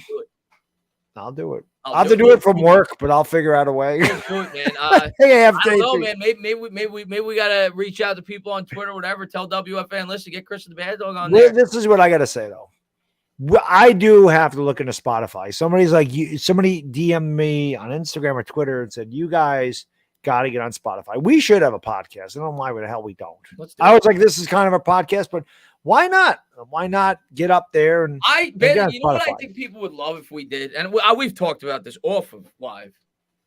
If we did like a sports show, if it's not, for now, if we can't do it on YouTube, because obviously we both have jobs and whatever, but if we did like an all talk New York sports thing year round, I think people would love it. Oh, it'd be great. I would love to do that. But yeah, I work. So the Yankees with you, mixing some Knicks. Yeah. Obviously the Giants focus, mixing the Jets, they're New York. Right, of course. Whatever. I'd be down for it. And maybe that'd be great. Maybe we we start with a podcast and maybe eventually we do it live on YouTube while we do the who knows, but maybe that's something we'll look into. Yeah. It's tough. It's tough with my schedule, but I mean, I would so be down for that. I'd love it, and I think it'd be awesome. Clouds, man. Yeah, I didn't miss it, Clouds, but I understand, man. I didn't. Sometimes, well, a lot of the times, because we get such a big crowd, and you guys are incredibly generous, and thank you to everybody. Not everybody that's here, everybody that hits the thumbs up, watch the streams, but sometimes I get backtrack, and I try to catch up with you guys. So that's all that happened, man. Yeah, so I apologize. You didn't have to do that, man. But thank you, Clouds. Mike, man, thank you very much, man. Here's the Giants' luck. Lemieux got turf toe on grass. Yeah, man, and hopefully he's back sooner than later. They didn't seem incredibly confident when it's a weird injury. Yeah. Kept Deion Sanders out forever. Remember Andre Davis, a kid from Niskayuna, really good receiver for the Browns. And turf toe ended his career. So it is a weird, because I remember Eli had that, and he didn't. It doesn't sound like a lot. It's kind of like tennis elbow. It's like I've never had turf toe. Yeah, tennis elbow sounds like, oh my god, what a weak injury. That hurts. Tennis elbow lasts a long time too. You ever get tendonitis? Anybody in here ever get tendonitis? Hurts. Like I had tennis elbow so bad, shaking someone's hand, it would feel like someone was sticking a knife right in my elbow. Like that's how bad it hurt. I still worked out because I'm an idiot, but I still dealt with the pain. But again, doesn't sound painful. Just because of the name. I don't know what turf toe is. I think it does have something to do with the ligaments in your toe. So ligaments, tendons, stuff is weird. Yeah. I just hope he gets better. I'm not a doctor. Hopefully he's back soon though, because we're gonna need him because we're really thin on that. I'm not a doctor, but I play one on YouTube. No, I don't.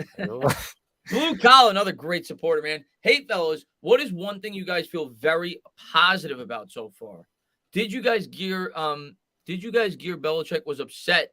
Yeah, yes, I did hear about that. I did a video on it.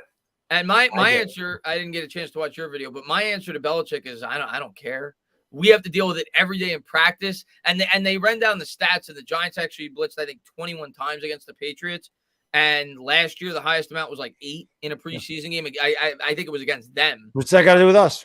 Yeah, I don't care, man. We got to deal with it every day in practice. And I want the Giants to play the way that they're going to be coached. And we know what Wink's going to do. We're going to blitz. So if anything, he should look at it like a good way to prepare his team. I understand his strategy is I'm not looking for my guys to get hurt. We want an opportunity. It's almost like a practice and a scrimmage where we want to be able to do things that we plan on doing in the game. So I understand where he's coming from. But at the end of the day, as a Giants fan, I don't care, Bill. Not my problem.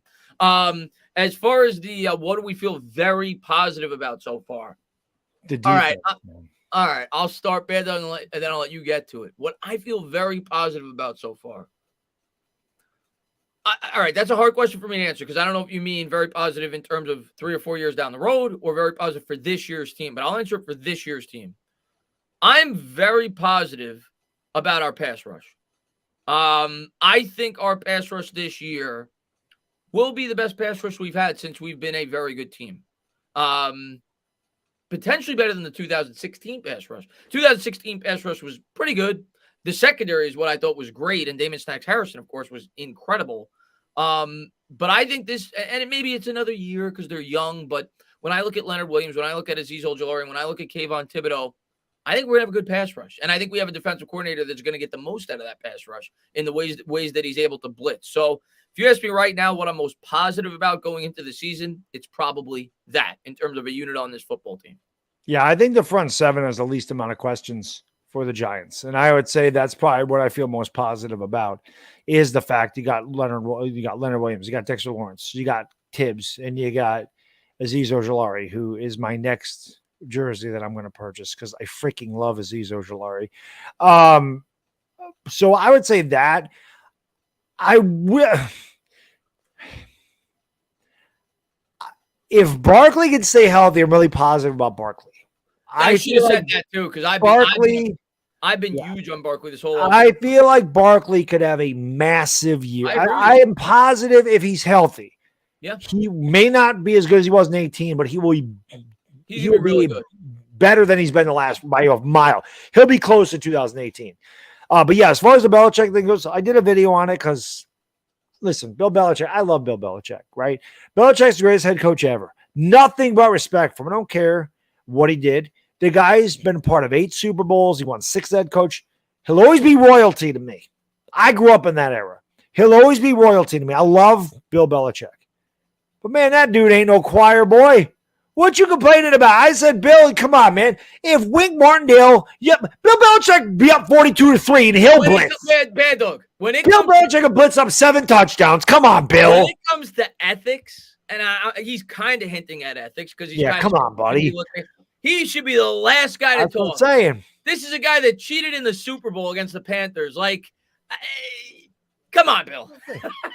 If you ain't cheating, you ain't trying. I get it, Bill. I love you.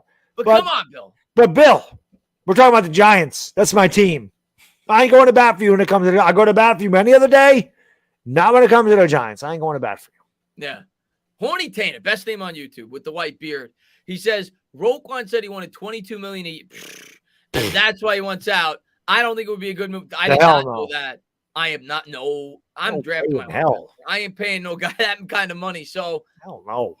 See ya. Yeah. If that's the case, I'll draft my linebacker in the second round next year. So that's my outlook on the situation. I ain't paying him that kind of money.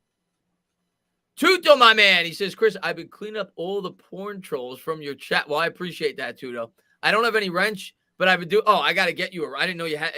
I got to get. I'm Tudo. You're getting a wrench next stream. I know you're always in my stream. So next stream, you're getting a wrench. Believe me. My phone just died. Otherwise, I'd give you one on my phone. I can't do it on the StreamYard.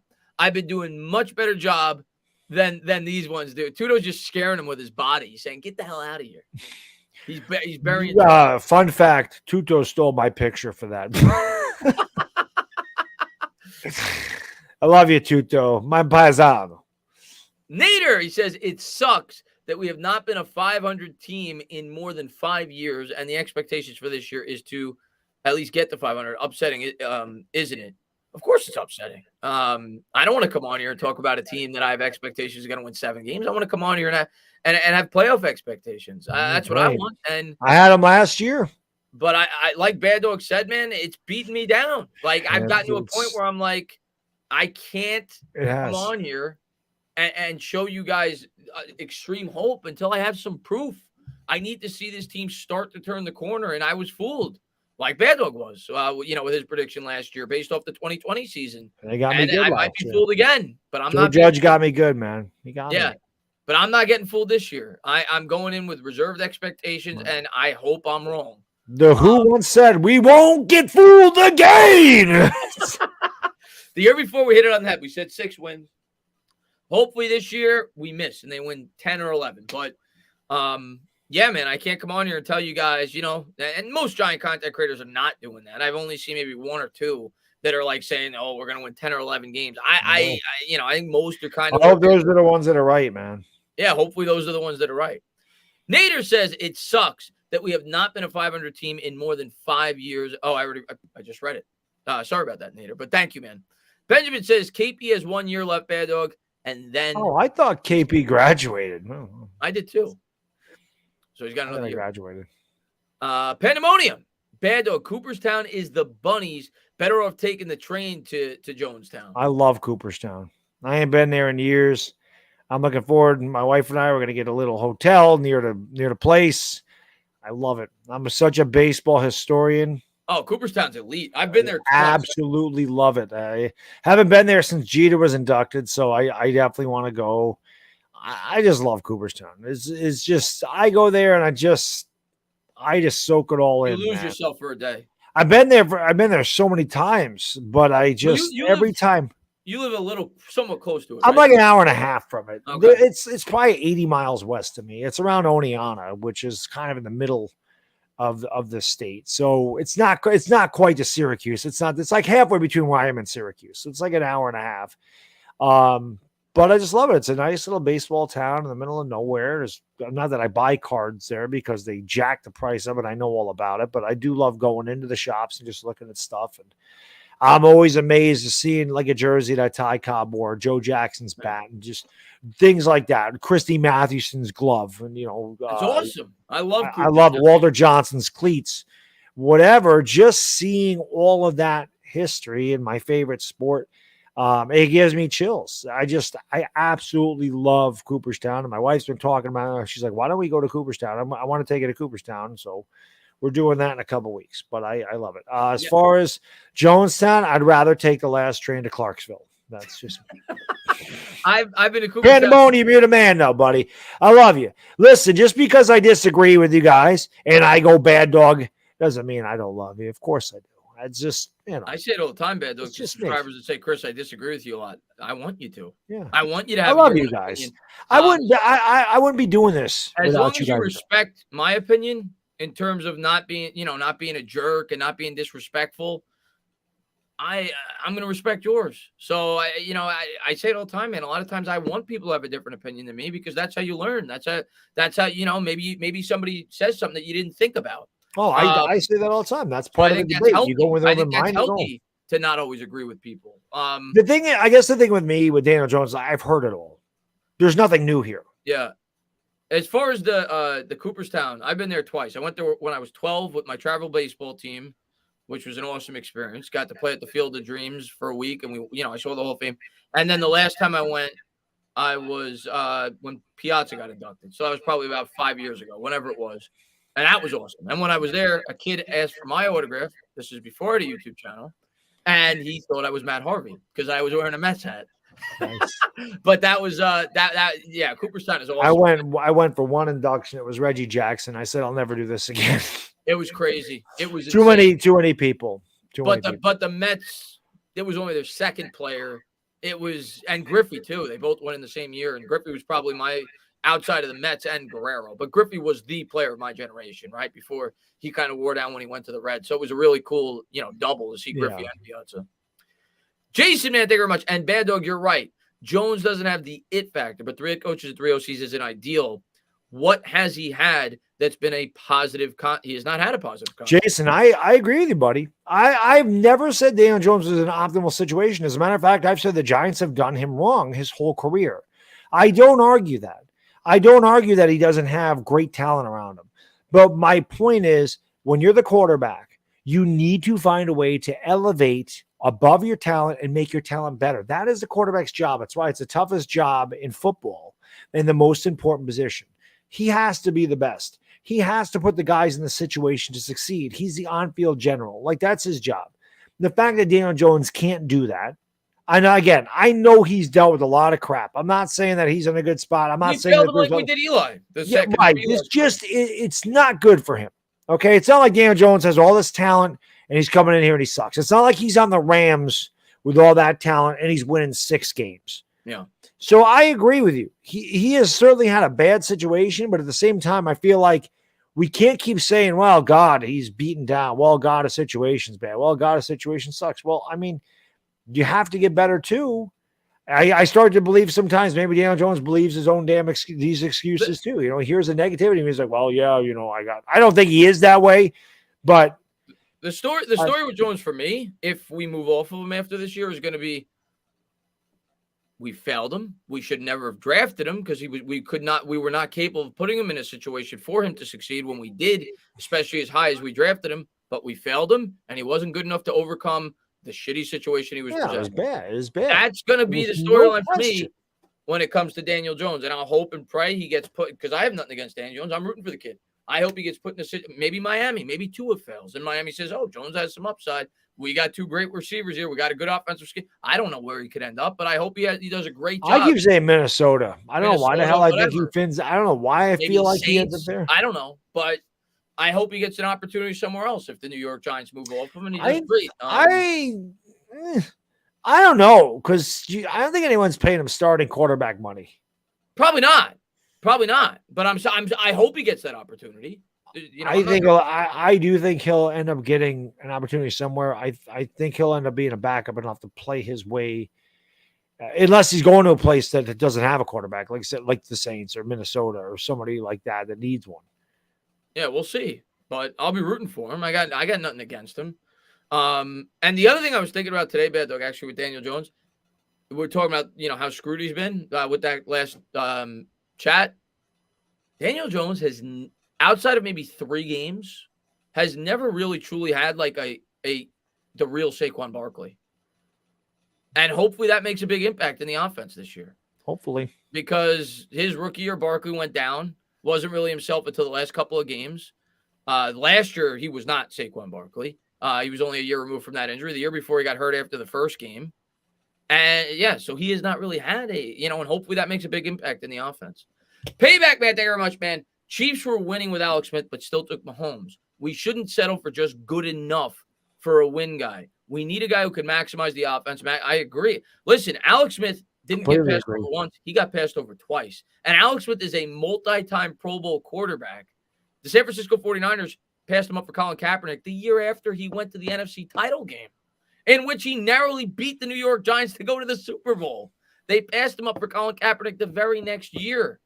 And then the same thing happened, obviously, with him in Kansas City. So you're absolutely right. If you feel like you can make a upgrade at that position and you're in the position to do it, you always do it. It's the most important position on a football team, especially when you could pay him a lot less than you would pay the guy, that is coming up on a new contract. I agree, Payback. At this day and age, game managers aren't good enough to win anymore.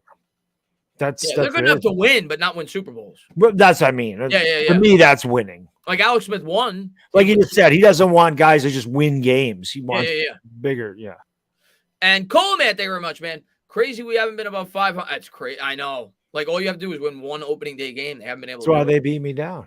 We won one opening day game in the last 13 years. But right now, we're undefeated. Yeah, it feels good. Right now, we're undefeated, and the Tennessee Titans are winless. Exactly. So we should be favored. Cool, man. I just read that. But thank you, man. I just want to make sure we got a couple more, and then we're going to close this out. We went a little later tonight because you guys have been incredible. Thank you to everybody for being here. We really appreciate it. Hold on. Let's see. I think Dylan is next. Dylan is cool. Says, who do you think the Giants should have drafted in 2019? On draft night, who we wanted. That was Josh Allen. I'd have to look back. Like, if I was doing a redraft, I would have to go back and I'll look at it real quick because 2019 NFL draft. If it's I'm going to the bathroom. Yeah. 2019 NFL draft. Josh Allen on draft night. I'm trying to see if I would pick anybody else in a redraft because Josh Allen had a good year last year. I think I would still say Josh Allen. Yeah, it was a bad draft, man. When you there's a couple of good players, but it was a bad draft overall. The offensive tackles in that draft were horrible. Yeah, I think I would still go Josh Allen. I think even doing a redraft, I would go Josh Allen. So Baddog and me were probably right with that draft. That's where most Giant fans. I'm not trying to give us credit. Most Giant fans wanted Josh Allen. Nader, man, thank you very much. Gotta hit the bed. Good night, guys. Keep up the great work. Can't wait until your next videos. I appreciate it, Nader, man. And thank you so much for all the support you always show to Baddog and myself. Thank you so much for being here, man. Brian Burns is the other one. Yeah, for sure. On Carolina. That would be the other. Either Josh Allen or Brian Burns. Both of them. You can make an argument for either one. But yeah, both either Burns or Allen. But guys, I just want to say thank you, Eddie, Davey. I want to shout you guys out. Didn't really have an opportunity to shout enough people out tonight. Thank you to everybody, Camel. Thank you to everybody for being here. We really appreciate all you guys. Yes. Man. I'll be live tomorrow doing the Mets game. I know it's not Giants related. Most of you guys are here for my Giants content, but I'll be live for that if you want to swing by. But regardless, and we'll be on Baddog's channel. We'll figure out a day. Obviously, it's going to be before Sunday because they play Sunday. But we'll be on Baddog's. Thursday. I'm not going to want to do it Friday night because I got Friday night. Maybe we'll shoot. I'm going to have to get some sleep on Friday. All right. I got a long freaking weekend. So Wednesday, Thursday. We'll figure it out. We'll be on Baddog's one of these nights. And looking forward to that. Talk about the upcoming preseason game and really looking forward to that with you guys. Can't say thank you enough. You guys are our co-host. You really are. Obviously, we talk to one another, but Baddog and myself say it all the time. You guys direct the conversation. Correct. Couldn't do it without you guys. Thank you guys for all the support you guys always show on the show on both of our channels. And yeah, man, Baddog, close it out. You guys are the best. I say it all the time. And like I said, we don't need to always agree. I'm Baddog, baby. You guys know how I am. I'm an emotional guy. It's just the way I'm built. But I love you guys and girls. I extremely grateful for the way this show has grown. The fact that this Giants team has been so bad and you guys are here every week watching videos. I mean, I am literally 350 subscribers away from 100,000. It's insane to think I ever would get to that level. I could have never done that without you. I could never sit up to 1 o'clock in the morning and get 4 hours of sleep like I'm going to get tonight without you guys and girls. You drive me to do great things on here. I have the platform I have because of you, and we're never going to agree on everything. One thing I know is this. We're going to always agree we want the Giants to be the best, and that's it. Love you guys to death. I can't say that enough, how grateful I am for such a great crowd, great support. It is unbelievable because a lot of channels don't get this support. You guys really, really are the MVPs of our channels. And like I said, man, truly, from the bottom of my heart, I love you guys and girls. You're amazing. And I want the Giants to be amazing for each and every one of you and my mental health and Chris's mental health and all our mental health. It'd be fun. Be fun to have a good season. They got fun 6 and 10 ones. The Giants have made me gray. And I was somewhat gray before I started doing YouTube, but now I'm a lot more gray. And yes, I blame the Giants. I blame Joe Judge. I blame Dave Gettleman. I blame Pat Shermer. I blame the New York Giants. He's absolutely right. Punkham, I might cry on your shoulder, buddy. Punkham has been with me since the very beginning. And I'm talking my first run on YouTube back in 2007. Punkham is probably definitely the longest tenured subscriber to my channel, without a doubt. That guy's been with me forever. So, Pumpkin's the man, dude. But, yeah, he's like Afghanistan. He goes all the way back for me too, man. He's always supported my channel. Pumpkin was, like I said, 2007. I mean, a long time ago. Punkham would tell you I'm the greatest trash talker ever. But seriously, I love you guys and girls, and thank you for all the support. Looking forward to, like I said, if you are sensitive about Daniel Jones, do not watch that video tomorrow because just save yourself the headache. But if you want to know my thoughts on it, you can certainly watch it. Tune in for Talking Giants. It'll be, like I said, Wednesday or Thursday. And hopefully if you guys have a spare moment, I'd like to stop by the 24-hour stream on Saturday. Like I said, it's Wounded Warriors Project. You swing on by, hang out for a little bit, keep my old ass awake, and enjoy the rest of your, I guess it's Monday now. So thank you for everything, guys. Love you to death. And the Chris, always an honor, my friend. Always a pleasure to be on here. Thank you for having me on. This was a good show tonight, man. We had good dialogue and went back and forth. Yeah. This was a fun show tonight. For a show where we don't have a ton to talk about, I felt like we were engaged. I felt like we had some energy. It's a good show. But we're getting ready, man. It's the chat, man. And the chat always steers the conversation. Yeah, it is. It is. But thank you guys, man. We appreciate all you guys. Thank you guys so much for all the support you guys always show. Can't wait to do this show again next week on Bad Dog's channel before we do another live stream and we start to really dive into this upcoming season for the New York Giants, in which they're going to go 17-0. You guys have talked the positivity into me. We're not the Eagles. All kidding aside, can't wait, man. Can't wait to talk Giants with you this upcoming week, and can't wait, man. But can't wait for the game either. It's going to be a lot of fun too. Bad Dog, close out like you always do. All right. For the Annotated Talking Sports, it is the Bad Day Dizzle. Enjoy the rest of your day, everybody. We gone. Peace.